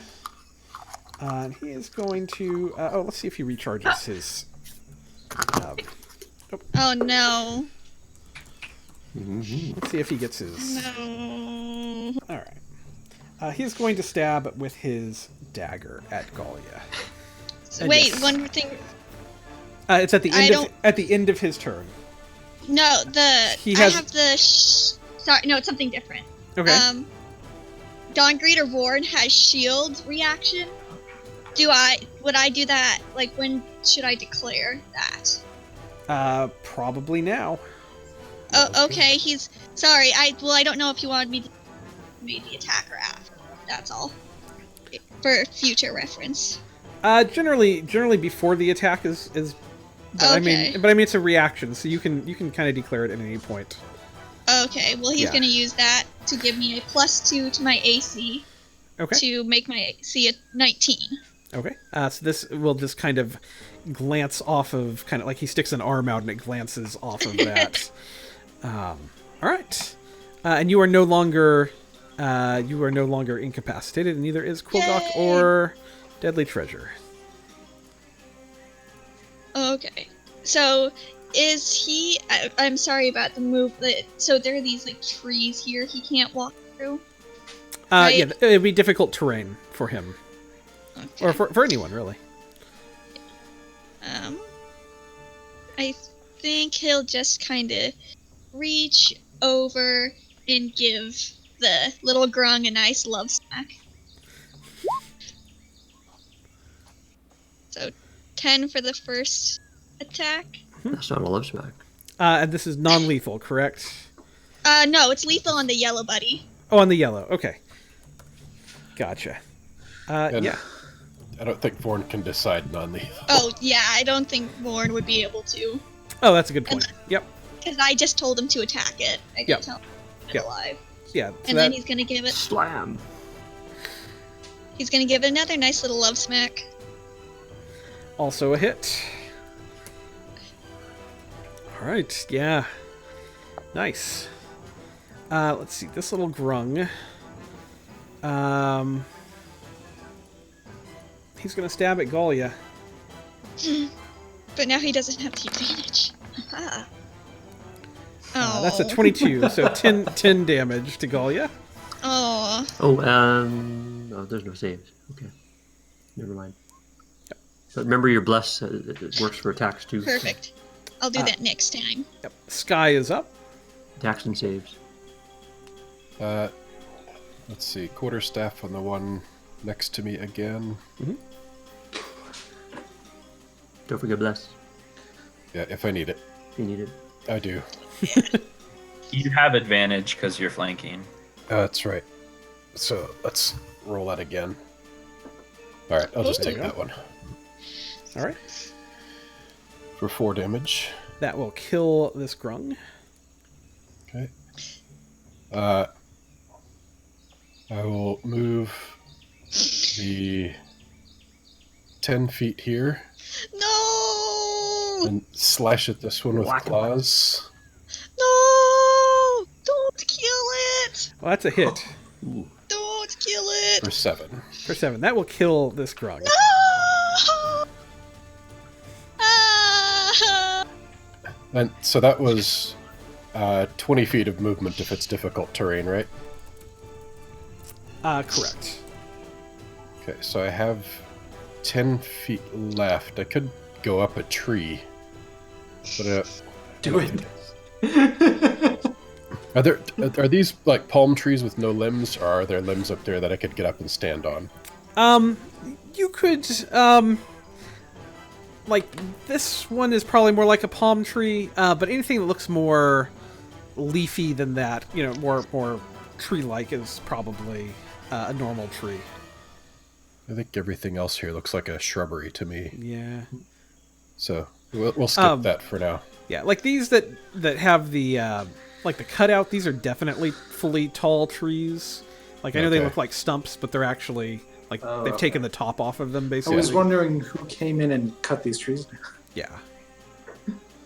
Um, Because otherwise they would just cover the whole map. Mm-hmm. I will back off. That'll take up the rest of my movement, and I'll drop the quarterstaff and be ready to draw the bow for the next round. Okay. Adon. Can you hear me? Barely. Quiet, Barely. but yeah. 1 second then. That was Much better there. You had a Yeah. quiet moment, but it's good now. All right then. We will leave it at that. So Adon is going to bonus action, and he is going to cast Branding Smite, and you will see this magic well up around his sword. It does radiance. So this ghostly white and blue flame leaps up along the edge of his sword. And he's going to sheathe his shield. He's just going to sort of put it at his side and grab the longsword with 2 hands and bring it down on this little thing's head. 24 to hit. That will definitely hit. Oh, I'm sorry. Holy That's actually cow. 17. 17 will also hit, so... And we're gonna do this. So he does 2. That's gone. So just 8 slashing damage, and then the smite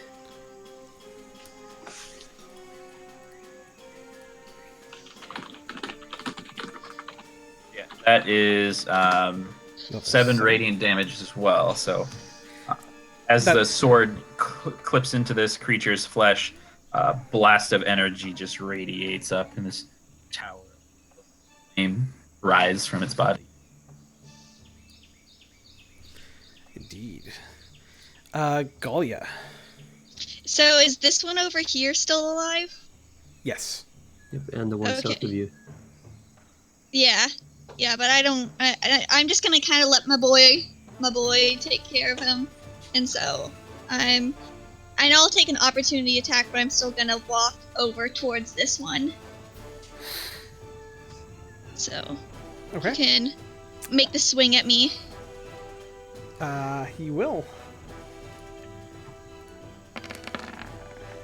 That is a 13. That misses, and then I'm going to let's see, I'm gonna use a bonus action to put a thunderous smite on my axe as I no I can't, because that would probably murder it. I'll just give it a nice non-lethal love tap. This one right here. Okay. With a nice 5. Yeah, that is a critical miss. That you just kind of Definitely non-lethal damage. highly non-lethal. And then can I just bonus action tell the people to not kill this one? Please? Yeah, I mean you can yell anything you would like to. Don't kill this one now! Red, which one would you like to kill now?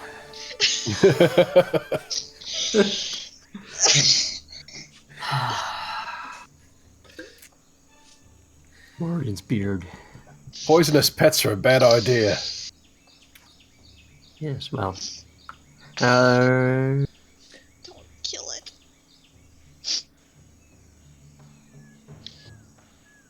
Just enough. Let's see, I don't think I have to do anything else for anybody. So I'm going to take my full movement. I am going to swing. You have advantage. Yay. Oh, right. I said no to advantage. Yeah. I mean your 20 will hit though, so you're fine. Okay. And if he's still standing, I will do my... He is not. Your 4 damage is enough to destroy this creature. Okay. I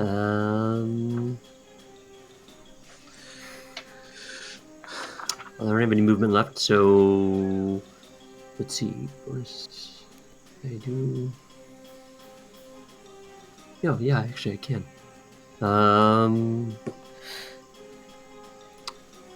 Is anybody? Do I know if anybody's hurt?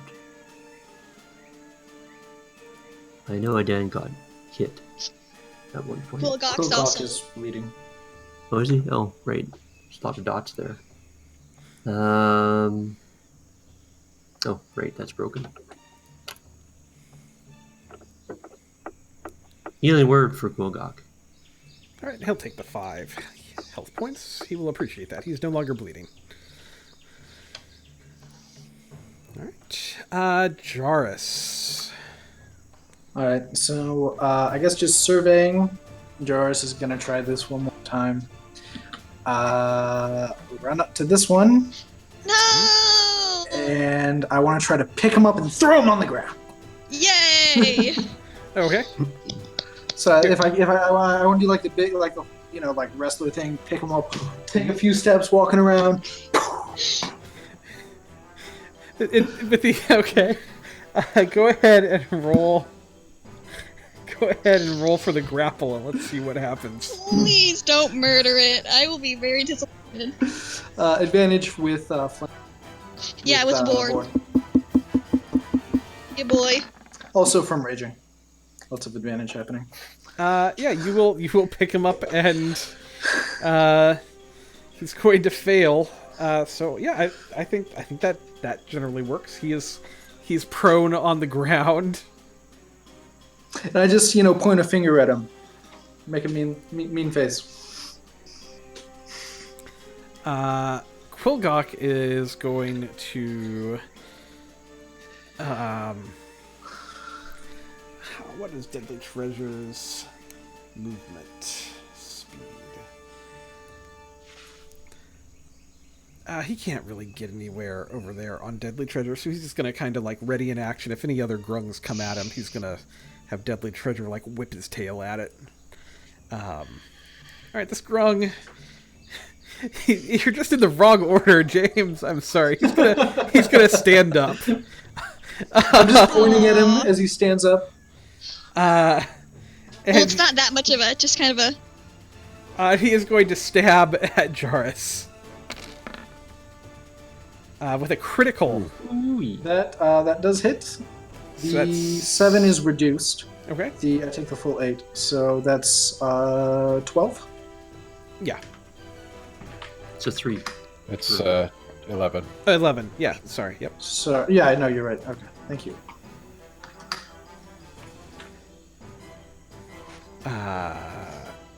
It's kind of his last stand over here. What is Vorn gonna do? I'm sorry, Dawn Greeter Vorn, the Shield Guardian. Yeah, I feel like if Dawn Greeter Vorn takes a smack at this guy, he's gonna just squish him outright. So, let's see. I'm gonna make it so that he's kind of essentially blocking the way from others to getting in. I'm gonna tell him, don't let the others kill this one.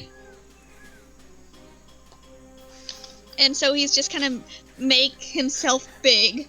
Even bigger than he already is, because he's already big. To just keep the others from coming in and murdering this poor little grung. Now it's the party, it's the Shield Guardian. Alright, Sky, what is Sky going to do? Well,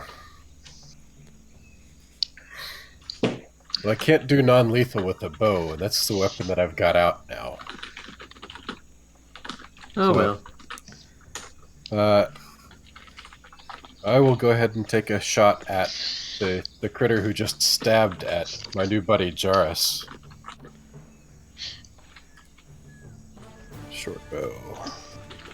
Well, 19 will hit. That's it.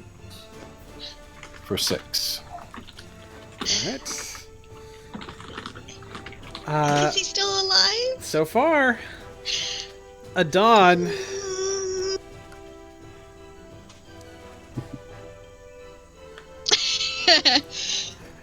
Adon is going to. No! Don't kill him! Don't kill him! He's going to move over there, and as Galia is brain like a child, he'll just like roll his eyes and like, fine, but if it attacks me, it's dead. And he'll sort of just stand there, hold an action. If it attacks him or Jarrus, he'll kill it. No! Well, Galia, what are you going to do? I am going to, Give him a big I'm kiss. yeah, let's see, what spells do I have? I guess all I can do is I'm gonna drop my shield so that I can versatilely attack at this grung with 2 hands. Okay. For not wanting to kill it, you're trying very hard. Yeah, very non-lethal. Super non-lethal. I'm just trying to break its legs. So the 19 And the grung never hopped again. The 19 will work. for 7 non-lethal. 7 damage is exactly the amount to knock this creature out. Yes! Yes, yes, yes! She just wants to maim it. You are out of combat, and this may be a good point to take a short break. Yeah, we'll be back in just a few minutes, guys. As soon as Adon finds out that these creatures are sentient, he is not letting you keep it a prisoner. She, You wouldn't keep a Azamar as a pet.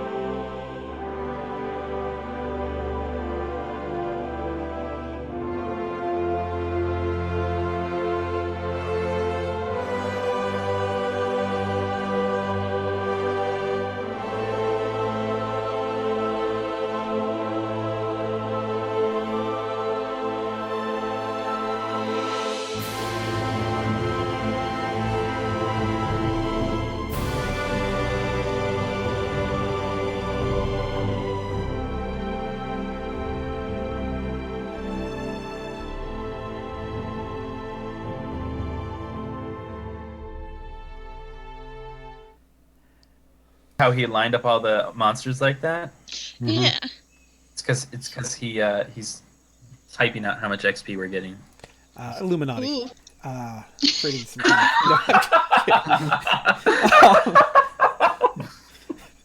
of... Holy shit! Oh gosh. All right. Hi everybody, we're back. I just want to say this has been kind of a fun night. Less serious than last week, which is kind of a nice change of pace. Yeah, so here we are. You guys have an unconscious grung, kind of right here in the middle of your By group. you guys, you mean Patsy. You mean Galia. I specifically mean, yeah. She's gonna tie up the little buddy and then wait for him to come, or her, just the little buddy, to come awake. Adon's gonna go over by Sky, and just like sit under the tree that he's on top of, and from there he'll be like, "Friend, are you all right? I see you got hit in the battle." Oh yeah, I'm fine. That cleric gave me a nice little boost halfway through. Ah, they're quite a talented bunch, don't you think? Yeah, well they got this far without us. And then he'll sort of just like close his eyes and rest a little. Okay. These little frog guys were obviously carrying some kind of dagger. Do they have anything of interest to the party? They've got little daggers. Can we bring them out for their poison? They are. I mean, you can try to. Put them in a big vat and stomp on them. You also conceivably could just get the poison out of your jug of alchemy. That gives you half a gallon of poison a day or whatever it is. Just put them in the water skins and make sure you don't drink the wrong. No, you have to skin them, and then we distill the poison from that, or we find the gland. You guys can play with the poison all you want. I'm staying away from it. Lots of dissecting, much cuts.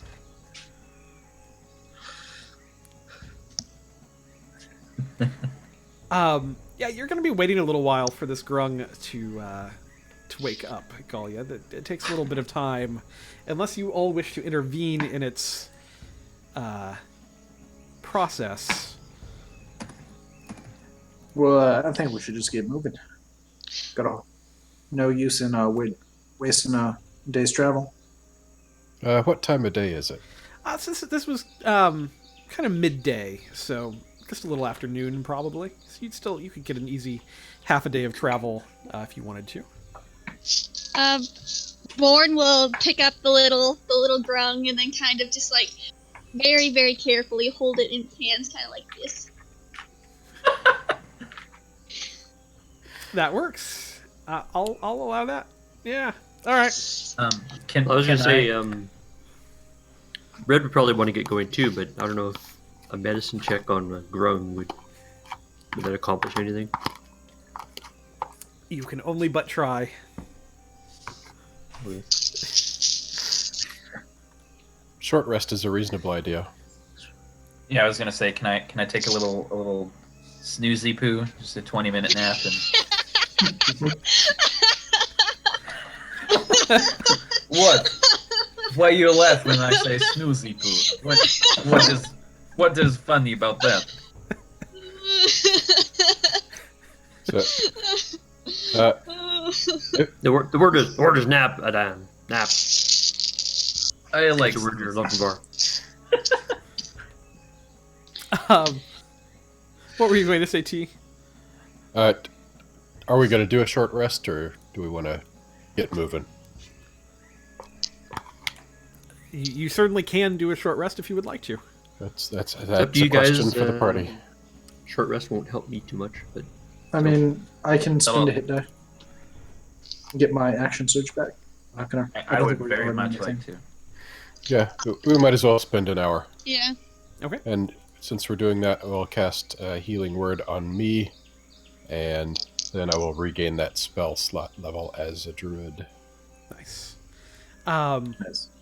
Yeah, Red, you kind of do a medicine check on this little grung. He looks fine, other than, he had a giant hammery thing hit him on top of And the an head. arrow. And an arrow to the knee. I mean, he's not in great shape, but he'll recover. He's not dead yet. You're just packing it in there, aren't you? The more references, It's the better. something totally unexpected. Well, I was specifically more for that to see if I can wake him up sooner. Yeah, you know what? I think with your 12, like you're gonna realize you kind of can't, you don't want to touch him, but you can kind of maybe kind of slap him around a little bit and get him kind of maybe to groggily wake up after a little bit of time. And I'll go up to him and be like, hey there, little friends. Hello. Did we tie him up? Yeah. You did? Yeah. Yeah. He's just gonna kind of look at you and. Do you understand what I'm saying? Nod once for yes, and nod. Shake your head like this for no. And he's going to not move his head at all, and just kind of. Now listen. Where are your people from?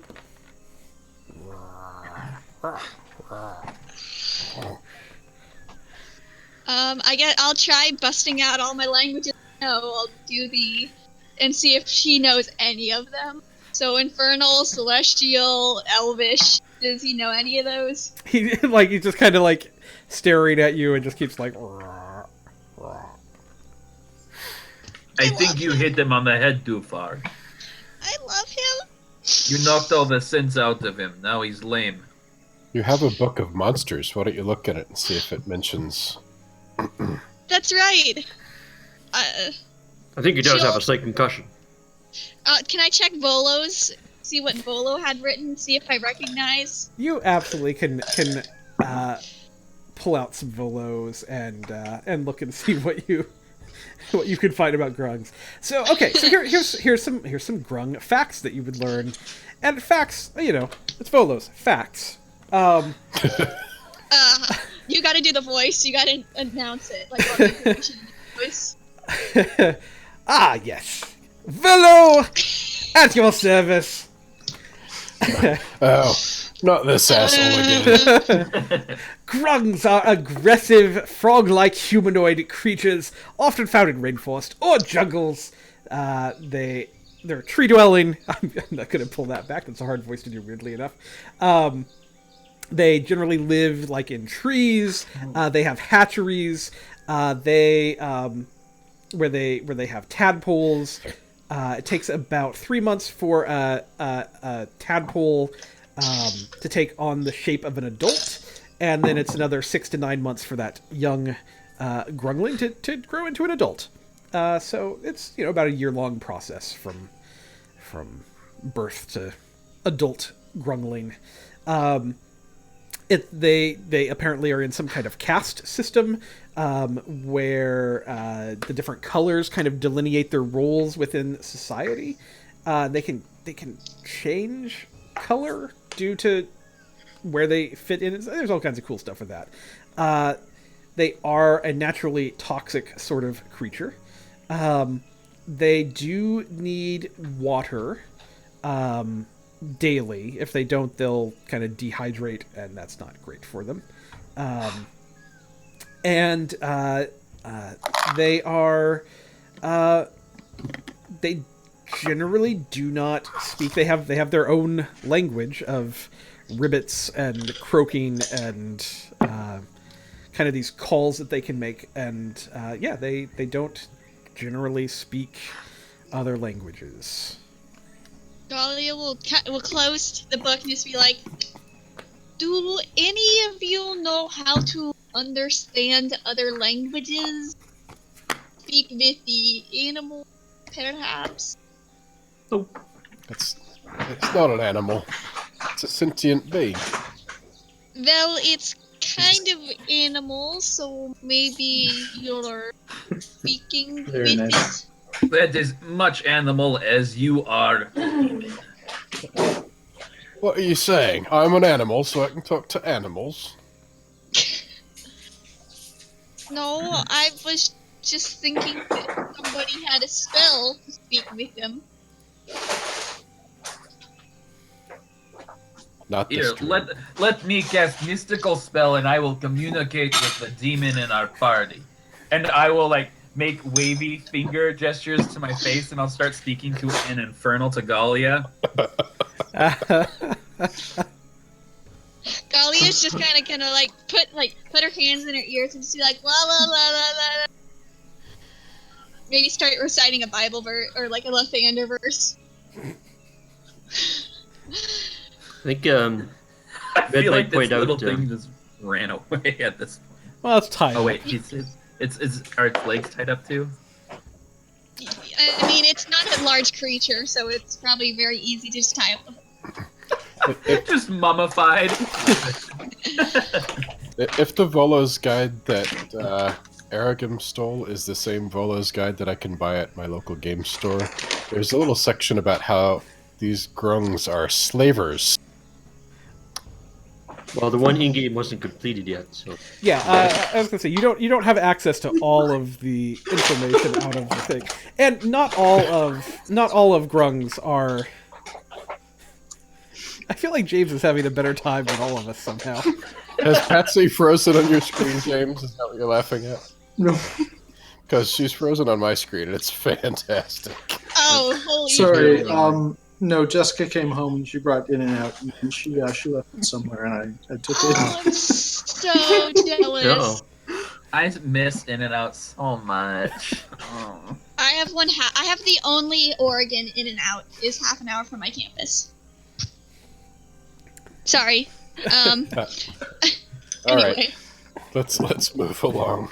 However, yeah, you wouldn't necessarily know they are not all slavers. I don't know that that's something that Volo would have in his book at this point. So then, after realizing that conversation's kind of pointless with this little buddy, she just kind of What, take you his gonna kill him now? No, I'm not. Why would you jump to just that? She's gonna cut the vines and then just kind of be like, okay, thank you for your time. Roll initiative. He's gonna kind of like hop away into like the brush over here, and kind of go at you and just kind of like watching out of the corner of his eye, like just kind of like eyeing you. He's gonna take like another jump backwards, kind of. She's kind of waving the whole time. And he's going to turn, and he's going to jump 25 feet in one jump, and turn and look again. Oh God, should I? The part of it, Dawn, that wants to kill it is very strong right now.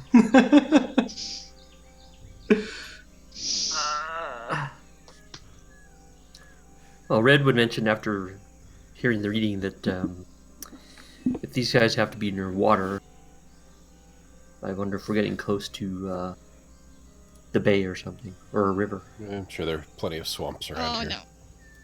no. It is going to hop away into the jungle if Adon is not doing anything. Sorry to interrupt with this, but how many of those +1 arrows were there? There were 6. Thank you.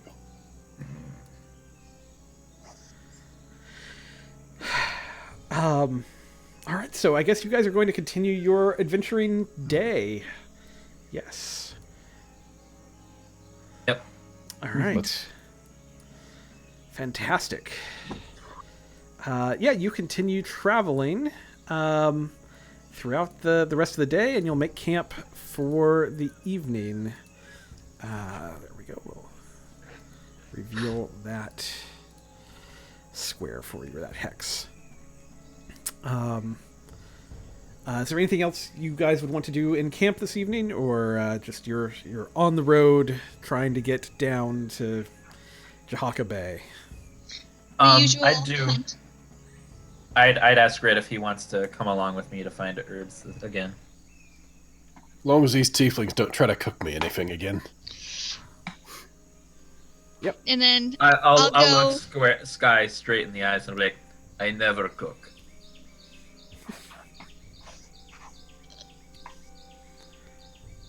All right. Well, anyone who I guess Adon and Jaris, go ahead and roll. Oh, shoot. Nice. and then I'll go with Jaris to do some hunting. How's your survival, Galia? It's a 2. It's Okay. an okay 2. Mine's also a 2. Do you want to roll? Sure, I'll do it this time. This will be the last time. 16. Not bad. Yeah, I mean, you probably find like some small dinosaurs, or like little things that you can More catch. grung. More grung. you find a lone grung on his own, hopping with limped legs. No. Jaris kind of like just throws him in a bag. No. That's. They're Yeah. amphibious. Jaris might eat these. Jaris is. No, they're weird. They're just because I mean they're frogs. They breathe water, but they're not from the ocean, and they didn't understand like Aquan or Primordial. They're weird. They're kind of like, if you can imagine, like a baby face is really cute, but if you change it at all a little bit, it's really creepy. That's what these things are like. All right, I think we interrupted Lauren when he was trying to say something. Oh, it's fine. It's fine. Yeah, you get food, you get herbs, and another night passes. And a new day will dawn. Another hot 93-degree day. Let's have Quilgok roll some survival to see how your day goes. Okay. Adon is shirtless. Thank you. Isn't that always the case? No, he wears traveling clothes, but Okay. it's too hot. Yesterday was probably too hot as well. You know that we are tieflings, and so the heat doesn't bother us as much, right? So why? I'll like stand there with my arms crossed and then just like do that thing where you jiggle your pecs. What are you talking about, Golia? I take my shirt off because it is warm.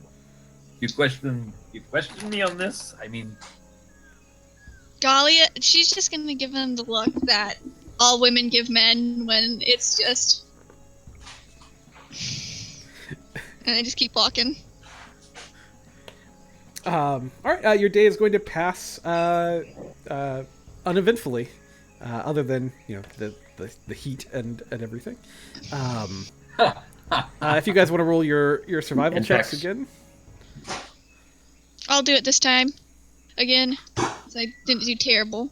And now I did do terrible. Yeah, you find a little bit less. You're able to just ground enough for like you and Jaris, but not really for the whole party. So, Adon, Red, and Sky, please mark off some rations. I already did. Okay. And Adon, you find a little bit of stuff, but you're not finding any great sources of herbs at this point. All right. The next day will dawn. It's a cooler day, with again your standard drizzle of rain, but yeah, excellent. Let's see. 78's got to feel cold at this point. Yeah. Again, another uneventful day is going to pass. And go ahead and roll your survival checks again. You can go ahead and do it this time, James. Sure. It's getting more and more sparse. Yeah. We're getting closer to the coast, so the stuff I'm used to finding is different. We're close to the edge of this mountain, too. Yeah. Another day. We're still miles from the coast. Another day will dawn. Okay, let me ask you this: as you're headed out, are you wanting to kind of start angling at this point, like towards the mine, kind of directly, or are you wanting to kind of get down to the river and then cut across? I'd say two more down and then left, or one more down and then left. What do you guys think? One. One down and left? Yeah, that sounds good. Okay. All right. Ooh. Interesting. You can go ahead and do it again, Jars. You had better luck. Yeah, go ahead and roll your survival and everything. That your day goes fine, and you make camp for the evening. There is no food here. Yeah, everybody's going to need to use rations. And like maybe this part of the like it's kind of weird. I think that this part of the jungle, like there's no, like you're not able to find a sign of anything here. It's very bizarre to you. And yeah, you'll camp for the evening. Find nothing as in like the food and herbs, or well, there is some little animals. There are some herbs, but there's no sign of like animals, any small animals or anything. It's just a very kind of desolate sort of area here. Let me look one thing up here. I will say Adon is going to approach Sky. He's going to be like, "Dear friend, apply this to... Oh, I guess you have fur. I'll give you this one instead." And he'll like pull out this bottle, and they'll be like, it's just a small like 4-ounce vial, but you see these little like transparent prism-like beads that have this slight red tinge to them. If you inhale the fume that this produces, it should have some restorative properties for you. And it's just a potion of healing, but Oh, cool. you don't have to drink it. All right. So as you are camped for the evening, tell me about your order of watch for the night. Golly would prefer to have like a little bit of watch when the sun sets and a little bit of watch when the sun rises. So, like an hour on each end. Adon would be like, "No, we take it in shifts. I'm sorry, but that makes it needlessly complicated and other people can't sleep as much." Well, it would work. I would just stay for 1 hour. Jarvis and has then gone to sleep. bed.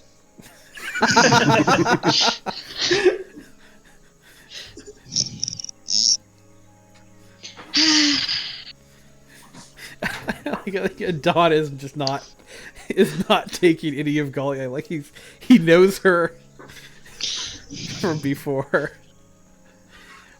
Oh. You're on my list, buddy. Was that in character or out of character? That was an out of character. In character, she would never say something like that.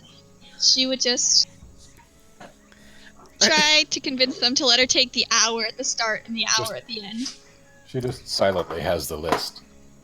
I mean, you could take the hour when someone else is on watch and then take the shift of 2 hours, but that might be more stressful on your body. I'll take the sunrise if nobody wants it. No, I suppose I will just take the sunrise myself and just pray by myself in my tent at sunset. I'll take the first watch then. Yeah, I'll join the dog. Okay. I'll take a watch whenever someone wakes me up. Yep, and I'll do the one when Jarrus wakes me up. Okay. So are we going to? Is it going to Adon? Who would you guys wake up second? Oh. Sounds to me like Jarrus and Sky might be second. Yeah. Wait, we need to get through 8 hours of the shift. Mm-hmm. Like And Quilgok, we're I guess doing- could take a shift. 6 out of 8. 6 out of 8 hours. Well, we need to cover the whole 8 hours. We Yeah. don't just sleep for 6. So everyone needs like 2 hours. We have 5, so we can double up. Oh, Quilgok as well. We can double up on 2. Yeah. So like the first watch could be like a dawn, and then second could be like jars and Sky or whatever. Jars. Yeah. There's Sky, Well- Red, and then Spice Quilgok. this up. Wait, okay. Like Wait, let's type it out. I just need an order. Okay, let's do a dawn, and then I'm just third. picking. Yeah. And then would you say sunrise would be would that be the last watch? Is sunrise? Yes. Okay. So then, we could do 4 Quilgok, 5 Red, 6 Galia. Well, we only need shifts. We don't have to do 2 hours. We could do an hour and 20 minutes this way. It's true. Yeah. There you go. Great. We'll do that. Hour 20 minutes. Hour and 20 minutes. 80-minute shifts. Great. I love it. There's 6 watches. Synchronize your watches. So only one person to watch at a time? Thanks, Patsy. You can use your other 40 minutes if you would like to be up with someone. All right. Did Red want to talk to Adon, or did he just want to hang out? Oh, you might chat, but I feel like Just- just taking 4. Yeah. First watch. Galia might take the first little bit to just kind of. I think she might want to sit with just kind of ask Quilgok a little bit about the grown a little more, because she's kind of curious about those cute little buddies. Yeah, all grungs are natives here to the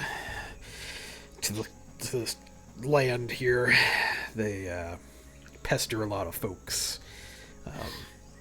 They can be pretty overwhelming if you're out there on your own.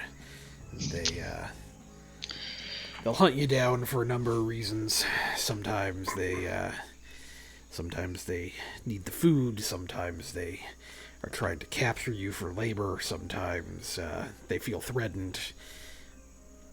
They aren't always. Not all tribes are so aggressive. Some of them, yeah, they're fine jungle living folk. It's just different creatures, different habits. So do they have sentience though? They are not like the animals, correct? They're like us. Well, I mean, they're smart creatures.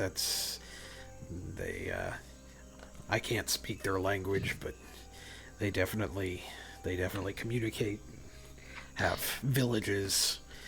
One of the really neat things that they do is they've got these kind of sticks they can wave in the air that create whistling sounds, and they can communicate far off using these things, creating different pitches with the whistling and the wind movement. They can hear it from very far away, so they're well adapted to living here in the jungle. All right. And do you know? Do they have a god?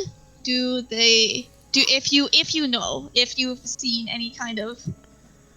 He's just gonna kind of shrug. I mean, I can't even speak their language. I don't know that much about them. All right. Well, I will let you get back to focusing on the watch. May the light guide you as you keep us safe, and then she'll go back to sleep.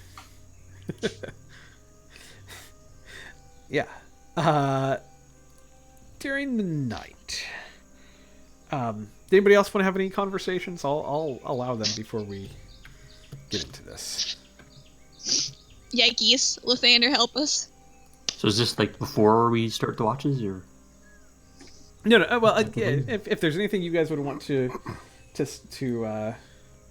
discuss, yeah, kind of either mid watch or anything like that,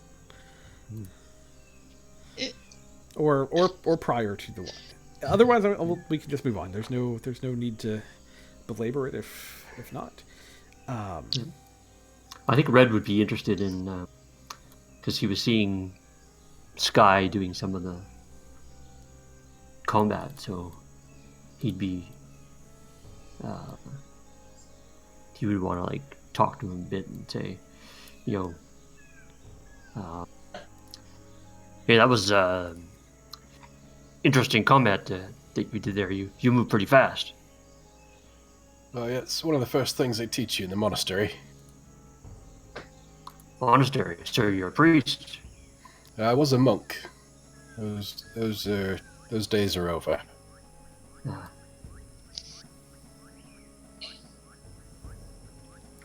I was in the Temple of Lathander. Oh, really? Don't tell Gallia that. Well, at some point I think it's going to come up. But Oh, okay.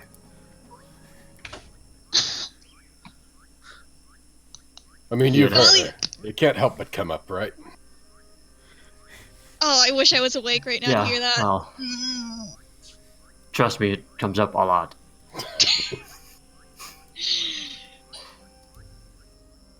Yeah. So you had fallen out. You might say that.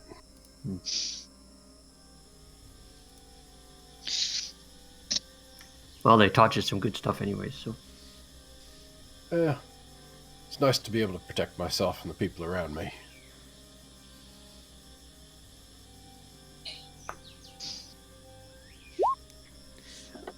What about you? What'd you learn the blessings?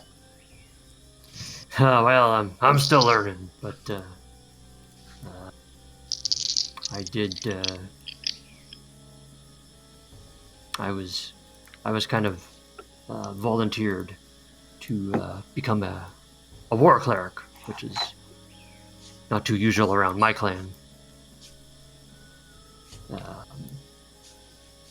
But yeah, I was just a soldier before. But after my brother died, I was pretty upset about it, and questioning things and gods, and well, this one decided to answer, and said if I wanted to do something about it, he could help. So Yeah, I know all about the being volunteered bit. My full name is Cloudy Sky at Sunrise. Thander's in my family. ah, that doesn't sound like a horrific name for a Lathander type. So is that a bit of a shot at you? Yeah, the clouds make the sunrise prettier. Oh, okay, I see. I was thinking because it would cloud the light type of thing. But It's where you get the colors from, the pinks and the oranges. yeah. It makes it all better, actually. Funny how it takes a few clouds and a clear sky to make things prettier. Yes, indeed it does. It's like the darkness kind of balances the light.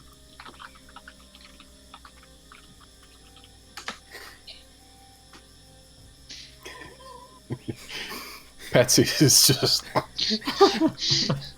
vibrating. Yeah. She's rolling in her sleep, having nightmares. Yeah, somebody's blaspheming Lathander.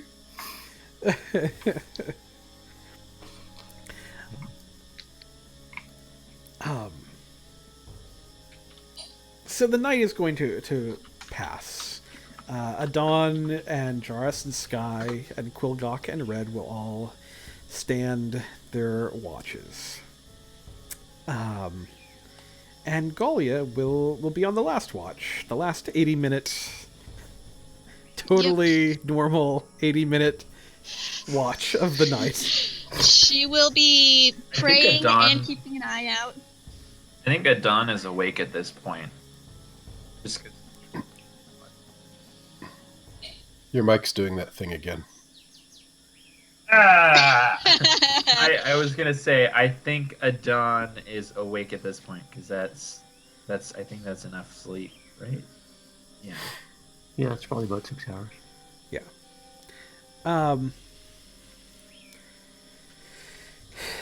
Galia, Yikes. since you are at least partially preoccupied with praying and preparing for the morning light, Is Warren with her? Yeah, my boy is always with me. that's a good point. And you've told him to keep watch for anything Yep. strange. All right. All right, I'll use your passive then. That's fine.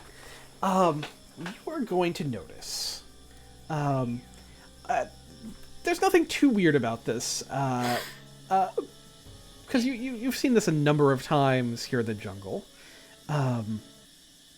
That as kind of the early hours of the morning begin, kind of this mist kind of starts covering up the floor of the floor of the jungle.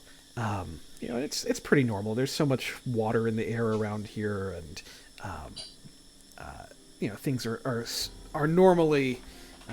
It's just a very wet environment, and the mist is not that strange to you. Until you kind of, on a second glance at it, you kind of notice it has a strange blue tint to the mist itself. And the mist, like right now, it's kind of rolling in from the eastern edge of your camp. It's kind of rolling in towards camp right now. I do not like that. Yeah, I don't like that, but out of character, in character, she's just kind of like, what is that? She'll reach out with a detect magic.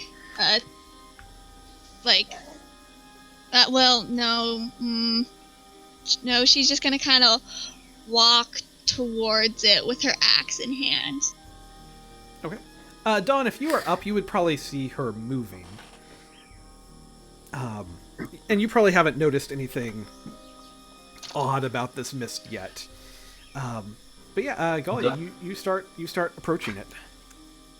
Done with your players already, huh? I see your reverence is on the decline.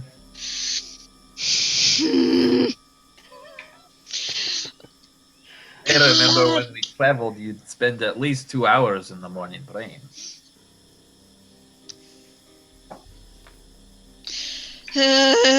She shoot a glare back and just be, listen, I am just going into the mist because it seems strange, so perhaps you should get the others up to get them away from it while I investigate it.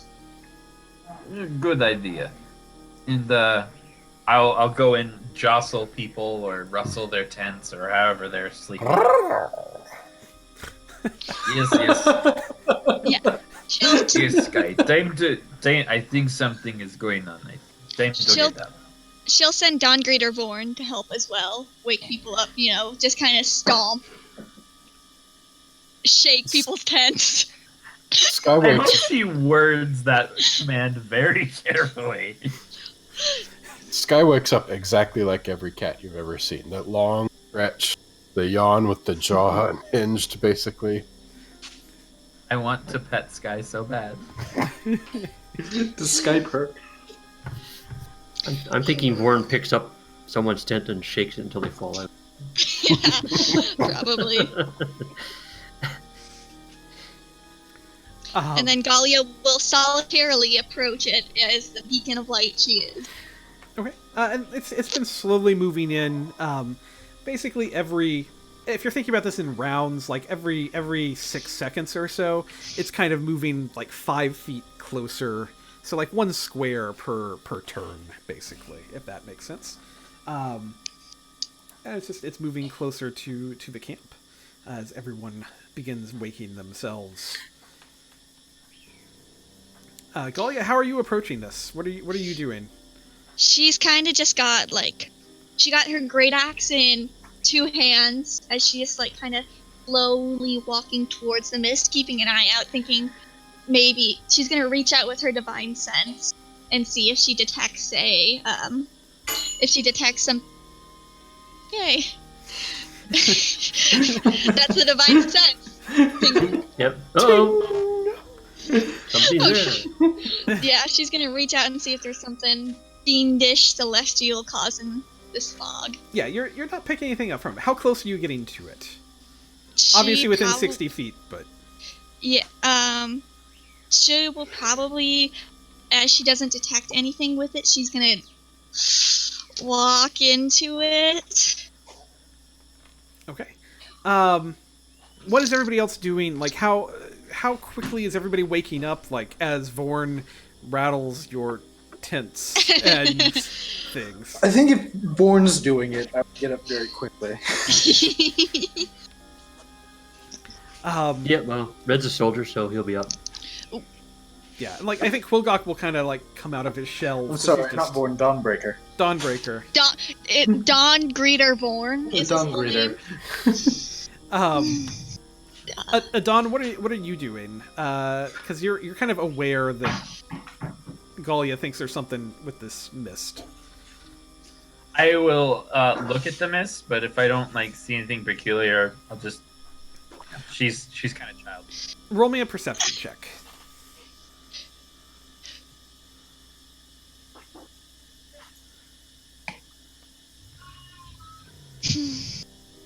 Mm. 13. You also, like, at first you didn't see it, but like kind of taking a second glance at this mist, you also noticed the blue color within it. I'll tell Quilgok that there's some weird ass blue mist when I wake him up. He's already kind of waking up, and like as Galia is kind of stepping into the mist, he is going to yell, like as he's kind of rising up from the ground, he's going to yell, "Everyone get away from the mist! Oh, We've good. gotta go!" Oh, good. I'll scramble to grab my things, which isn't that. All right, go where? And he's just gonna, "We've got it anywhere but here. We've got to get away from this mist." Do I Like hear a him wind yelling? direction? I will say, like, I mean, he's loud, and you're just on the edge of camp. I would say you definitely hear him. Okay. Well, I feel like she would just just took her first step into the mist, and she just kind of turns and is like, "Wait, what?" Do me a favor, Yeah. Galia. Yeah. I really need you Yeah. to... I need you to make a Constitution saving throw for me real quick. Yeah. Yeah. All right, thank you. Yeah. Did you say you have any kind of disease prevention kind of thing? I do have divine health that it makes me resistant to it. Okay, so that gives you what, advantage on checks against being diseased, probably? I think it's like a +2 or something like that to it. So Let's see. I'm I going think to see... let me get What is the spell called? divine health. It's a paladin 3rd level feature. Divine health. I get immunity. I'm immune to disease. Makes you immune to disease. That is good. All right, so you can tell that like there is something not right in this mist, but it does not affect you. Yes. It does Praise not affect Lathander. you. And Quilgok is just going to keep yelling. He's just going to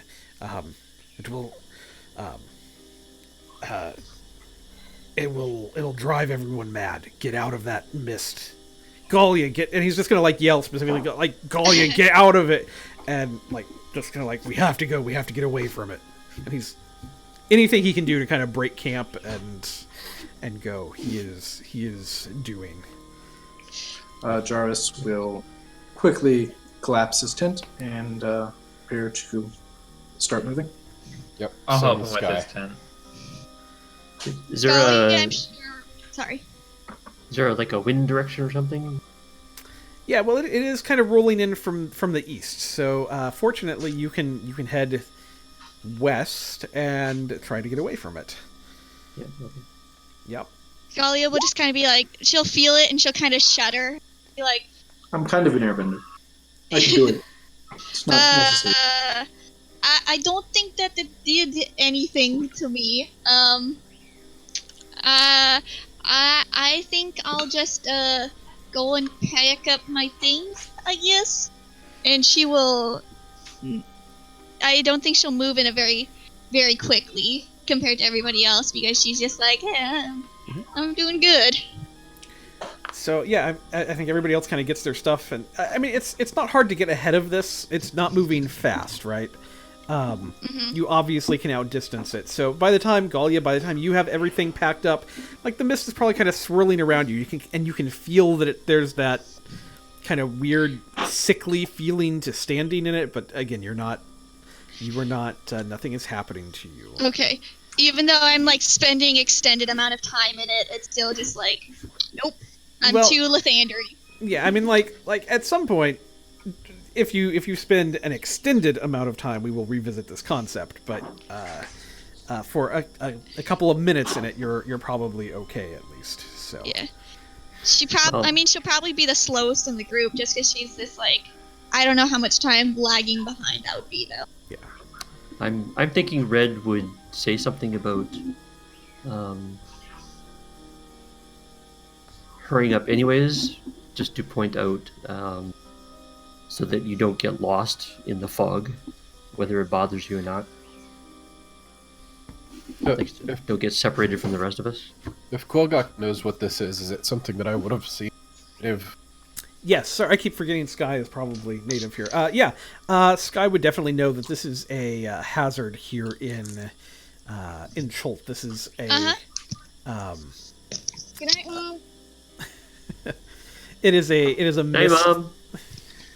It's a mist that can kind of rise up here in the jungle, and it will create kind of a fever and ultimately can. Depending how long it goes untreated and how long it can go, it will drive people insane eventually. But there would be levels of madness and such things that go along with it. All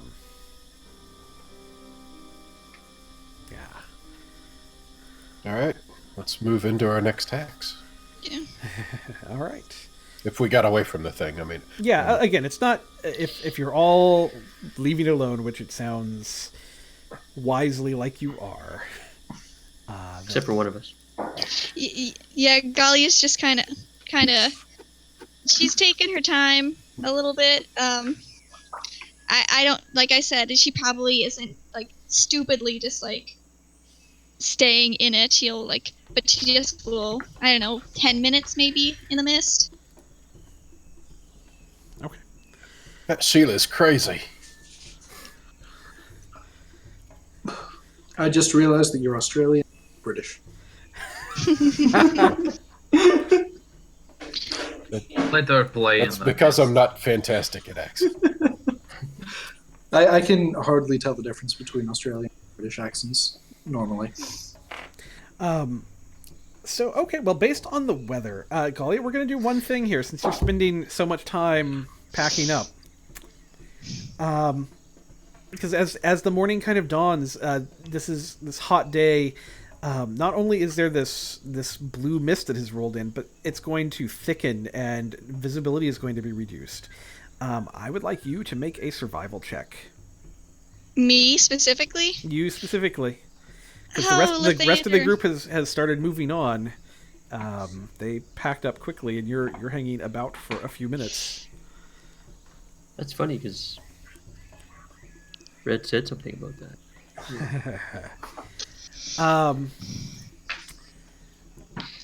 I think with a 12, you're going to lag behind for quite a while, and like probably take a couple of false trails here.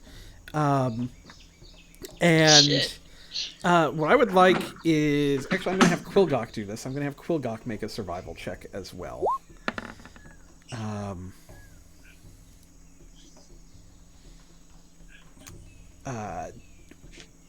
Would anyone be assisting him as Galia is not catching up to the party? I would definitely assist. Okay. I would. All right. He is going to roll enough. He's going to roll a 16 in that case. And Jarvis is ready to charge into the. yeah. Yeah, and like Quilgot's gonna just kind of be like, all right, we have to be careful how we do this because we don't want to lose each other, and like he's gonna kind of organize, and Yeah, we got an extra 100 feet from the dearly departed. Oh, Lathander, I'm so sorry, you guys. And you will be able to ultimately find Galia, kind of calling through the jungle, and but this is going to shave probably an hour off of your day trying to do this. We're going to do one other thing. We're going to see if during this time I have an idea. how far you actually traveled, or if this blue mist caught up with you during this. Because of kind of wandering in circles a little bit there with Galia. I am so sorry. Oh my god, I did not realize it would cause this. What I'm going to do... It's okay, you're young and foolish. You'll learn. Yeah. It's okay. Adon will chastise you plenty. She's just living in her own Lathander bubble. Alright. You guys lucked out. I rolled a 17. So that beat the DC I had set. So you still, despite this, managed to stay ahead of this mist. And yeah, it does shave some time off of your day, though. All right, let's see if anything. All right. Galia hangs her head in shame and probably walks toward the back of the group this time because she's just like. All right, let me look up one more thing here. It's like, I told you to keep up. Well, it wasn't hurting me, so I Yes, but you have thought to that. think farther than the end of your nose. I know. I'm sorry.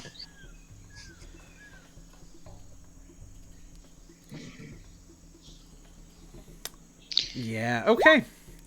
Yep, this is definitely happening. All right.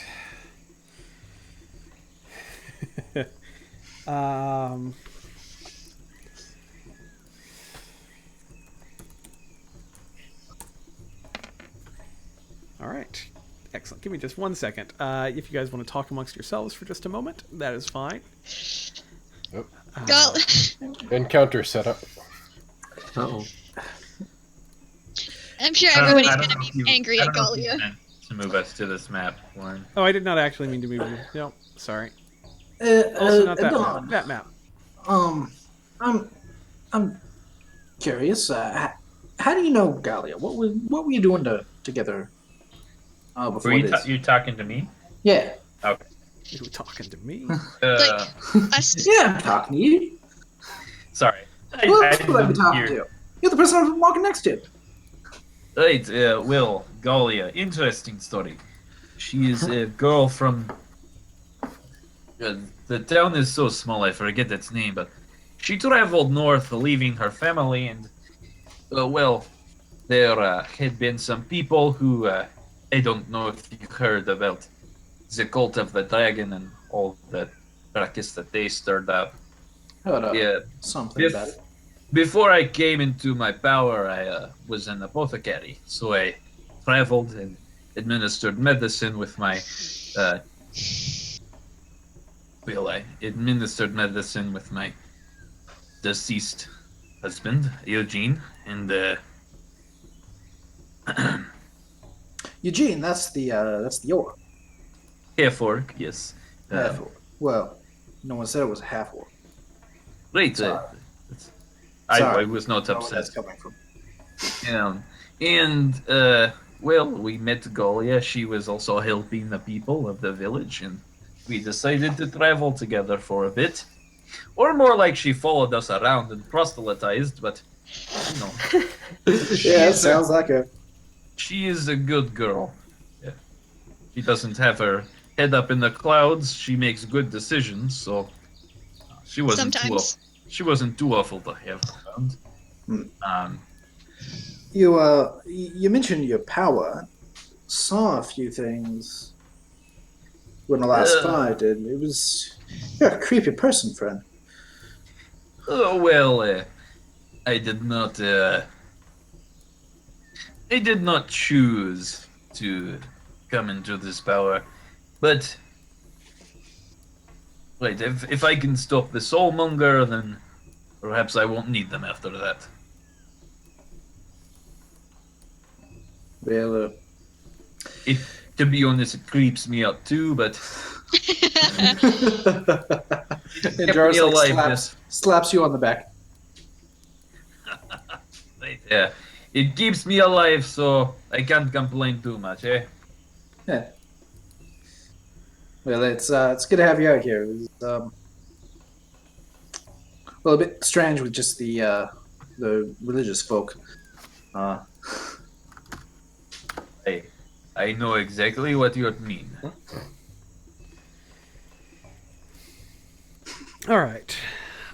So, just as you are kind of exiting out of this, out of the fog for the morning, you've just gotten Galia back with the party.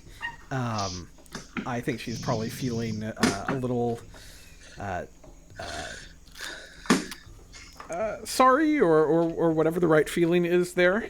You're just kind of getting back into the groove of traveling for the morning. When out of the trees around you, kind of in the remaining mist that is kind of rolled in here,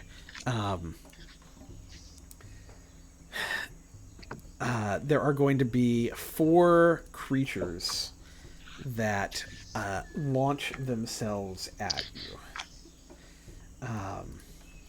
They are going to be snake-like creatures that are 15 feet long. And let's see. We're going to do... Why'd it have to be snakes? Why did it have to be snakes? Yeah, there it is. There it is. And none of you are going to notice them at first because of their high camouflage ability. So, let's move High over camouflage. here. Fun. And they are going to just suddenly kind of launch out of the air. So they are basically going to get... Oh, they're so adorable. Those are so Yes. ugly. Let's have one as a pet. You should just, capture them and keep them with you. Teach them tricks. I feel like I'm being really attacked. Like, session in general. Like, I feel Oh like no, I was actually. I'm Everyone doing that freaked out about them was more about the monkeys than the groans. all right. Sorry, Patsy. I'm not trying to attack you. Yeah. Aza would have been all over it too. Why did Only that- in jest. Not in serious. Yeah. Try one more time there. There we go. Oh right, initiative.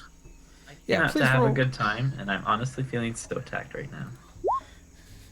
I rolled the exact same thing as last time. You're feeling attacked, Tom? I'm sorry. No, I was. I'm feeling attacked by these snake things. Lauren, it took my so Lauren rolled a 9, but it changed my initiative to 9. Oh, so what was yours before? It was a 10 point something, 10.08. Great. Okay. And Vorn did not... He got a 9. Cool.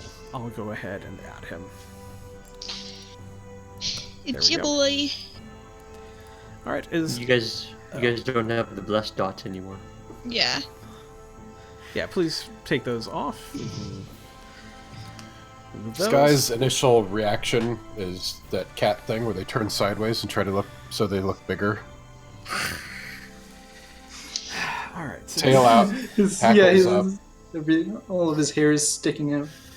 All right. This guy is going to spring Amazing. 30 feet over at Holy Red. cannoli, Batman. That's an 18. That hits. Let's see. And he's going to have advantage because of the attack. That's a 17 for the bite. That hits too. The spring should have rolled some... Oh, there it is. There we go. Holy cow. That's a bunch of damage. That's 24 damage. That is. Oh god. So the spring is reading as piercing too. I don't know if that will bite twice. Oh, you know what? I'm sorry. I think the spring is including the bite attack in it. So disregard that 15. It's just the 9. All right, I'm sorry. Thunder. Where does the 46 come from? I'm sorry. Regard the 15. Sorry. Disregard the 9 because I rolled them backwards. The 9 was the bite. The 15 is the spring attack. We're all caught up. We're all caught up. Sorry, I was misreading their ability Okay, gotcha. because the attack is in the spring. So, all right. So this guy is going to do the same thing. He's going to launch right up next to Adon. Man. Do I get... Oh, wait, no, never mind. That is a 21. He has... Oh, yeah, God. Yeah, that hits. That is going to be 13 piercing damage. Jakuli number 3. Let's see. He's going to leap over by Galia. With advantage, that is a 23. For 22 damage. Can I take a reaction? Is that a thing I could do? Or is it because it's a surprise round you can't take any kind of... I think you... Like, once something is sinking its fang into you, you can probably take a reaction. Yeah, I'm gonna, like, yell something in Celestial and do a nice heavenly rebuke. Okay. Are you out of health? Wait, are you down? No, I have, Yeah. 7 health left. Okay. Sorry, I was What fixing my... Sorry, I was... Ah. Got distracted. Okay. Heavenly Rebuke. Dexterity save. Mm-hmm. The heavenly in quotations, is that the hellish rebuke? Yeah, it's actually hellish rebuke. He is going to take half of the damage. Because he rolled a 22. So that is going to be 8 damage. Alright. Dan, you are not surprised at this point anymore because you have had fangs sunk into you. Yeah, ouch. I'm going to, I guess, curse the one that's closest to me with my bonus action. Let me roll that for you.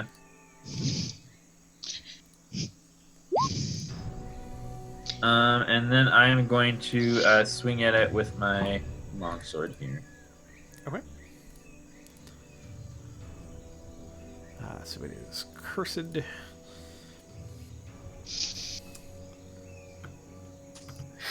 .24 will hit.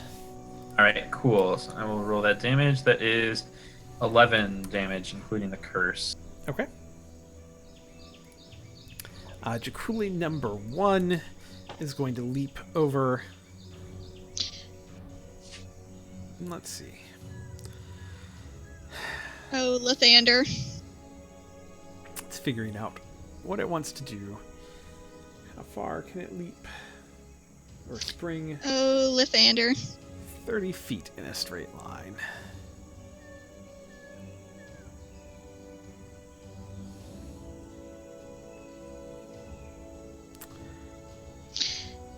Oh, Lathander. Technically, it cannot move that far this turn. Okay. So, for this I'm just guy, gonna say now Vorn is if it comes at me, Vorn's gonna try and... Good. But it is going to come after Patsy. Or after Oh, Galia. wait, there was... Shoot, sorry, I forgot there was something. If the Guardian is within 60 feet of the amulet's wearer, half of the damage the wearer takes is transferred to Vorn. Ooh, That's a good I forgot thing to about have. that.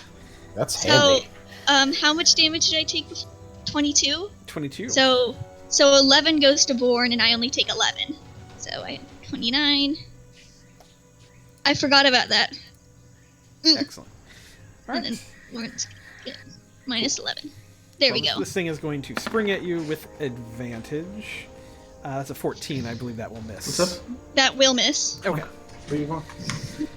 Quilcock is still surprised. Sky technically is still surprised at this point. Galia, you have had creatures bite into you, so you are not surprised. Cool beans. I will, let's see, I'm going to use my bonus action to do a nice, thunderous smite. So I'm gonna have that as I swing at this one over here. The one that took a nice chunk out of me. Mhm. With my one battle axe. Does a 14 hit? Just. Okay, and so I was using my Thunder Smite on top of that. So it's 6 plus a... I rarely ever smite. Alright, so 14. 8 There's one other thing with it, though.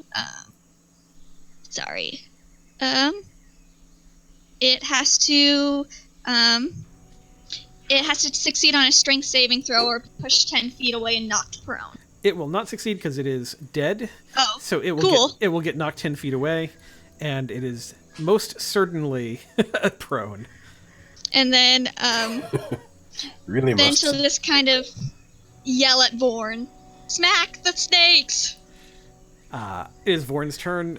If he would like to smack some snakes, it is his chance to do such a thing. Yes, he's gonna go here and he's gonna smack this snake. Smack the snake. Yes. And then he regains 10 hit points at the start of his turn too. So That is really handy. I'm so glad you have him in your party. Well, he's got to earn that XP he's taking from us somehow. Yep. it is the 21 will hit. so, and then he's gonna take a second smacky smack. Well, the first smack is going to kill this one. Oh, so- cool. Then he'll just probably just keep smacking its dead corpse because he doesn't. He can can't move and get- attack again, right? He could. Yeah, he can make 2 attacks. Oh yeah. If he has I multi-attack, never. yeah. Yeah, can you move right here and then give this one the smack? I mean, he can move right there and give that one a snack. Yeah. Yeah, with the 15 for 9 damage. Yeah. 15 for 9 damage. Alright. Red is up. I think. Let's see here. I think Red is going to try.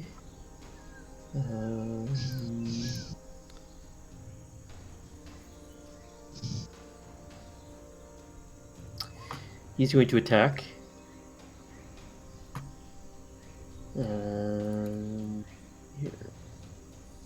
Oh, not that this is going to be advantage yet, but I'm going to move around this side of the snake. And then I will attack normal. The 6 will miss. Okay.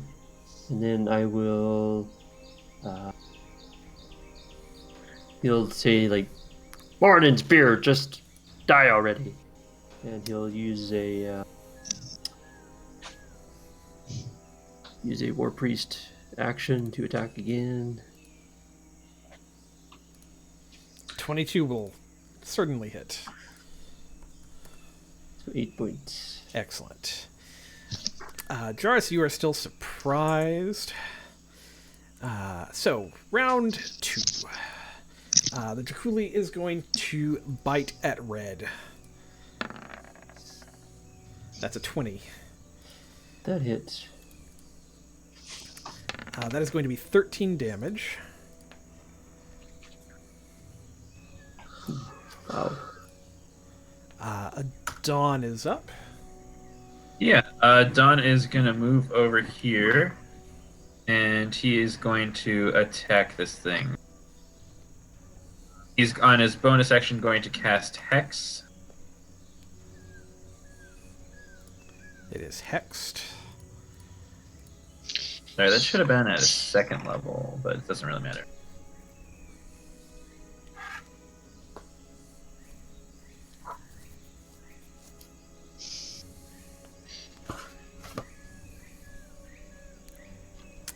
What else is he going to do? He's swinging a sword. Sorry, I have to scroll around. This laptop is annoying. Sorry. Gotcha. 18. 18 will hit. There we go. So, 15 damage. 3 from the Hex, 12 from his blade. Alright, that will kill this Drakuli. The last one... Oh, sorry. Oh, sorry.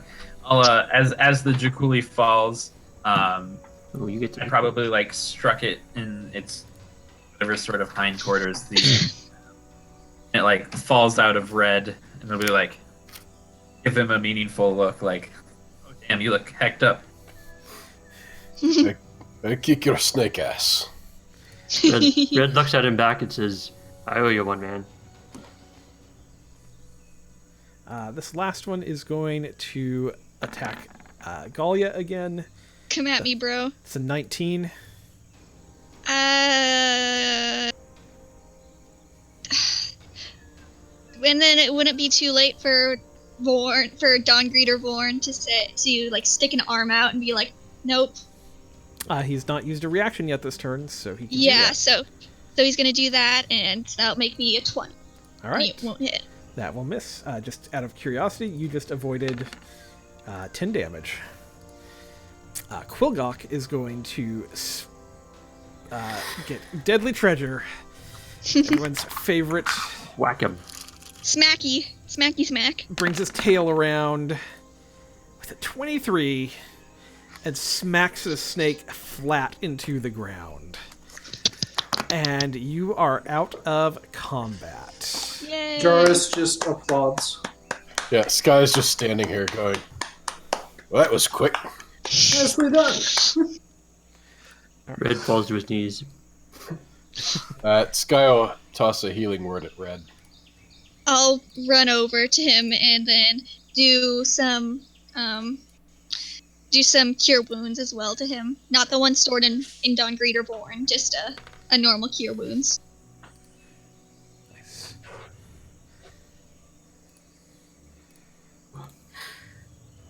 Those guys are mean. Yeah, they hit pretty Yes, hard, they- it looked like. They hit hard, but they fall fast, it would seem. Yes, they did not. They hit very, very hard, but it did not seem like they could stand up too much. Well, I'm glad that's over. Is everyone okay then? Yes, Oh, I'm fine. Almost. I'm feeling pretty good. All right. Well, you all have survived the creepy giant snake thing. This is probably a Woo! good moment to break for the evening. Let's do one last thing before we do. Let's divide up some XP, shall we? Woo! We all get 12. We got through 2 encounters. That's something. And Lauren was afraid of the second one that he was going to kill us. So maybe we'll get a lot of stuff. Not at all afraid of killing you with it. You can interpret that how you will. All right. Nope, that not. He does not have. Oh, I see. Where is Mr. Don Greeter Vorn? I need him briefly. He needs. Dawnbreaker. Yeah, Dawnbreaker Morn. we're going to turn him briefly into a standard. Whoa, he has a character sheet there. Nope. Just so he can absorb. He's an NPC. There we go. Oh, All right, let's my see. boy. Let's see if we can divide.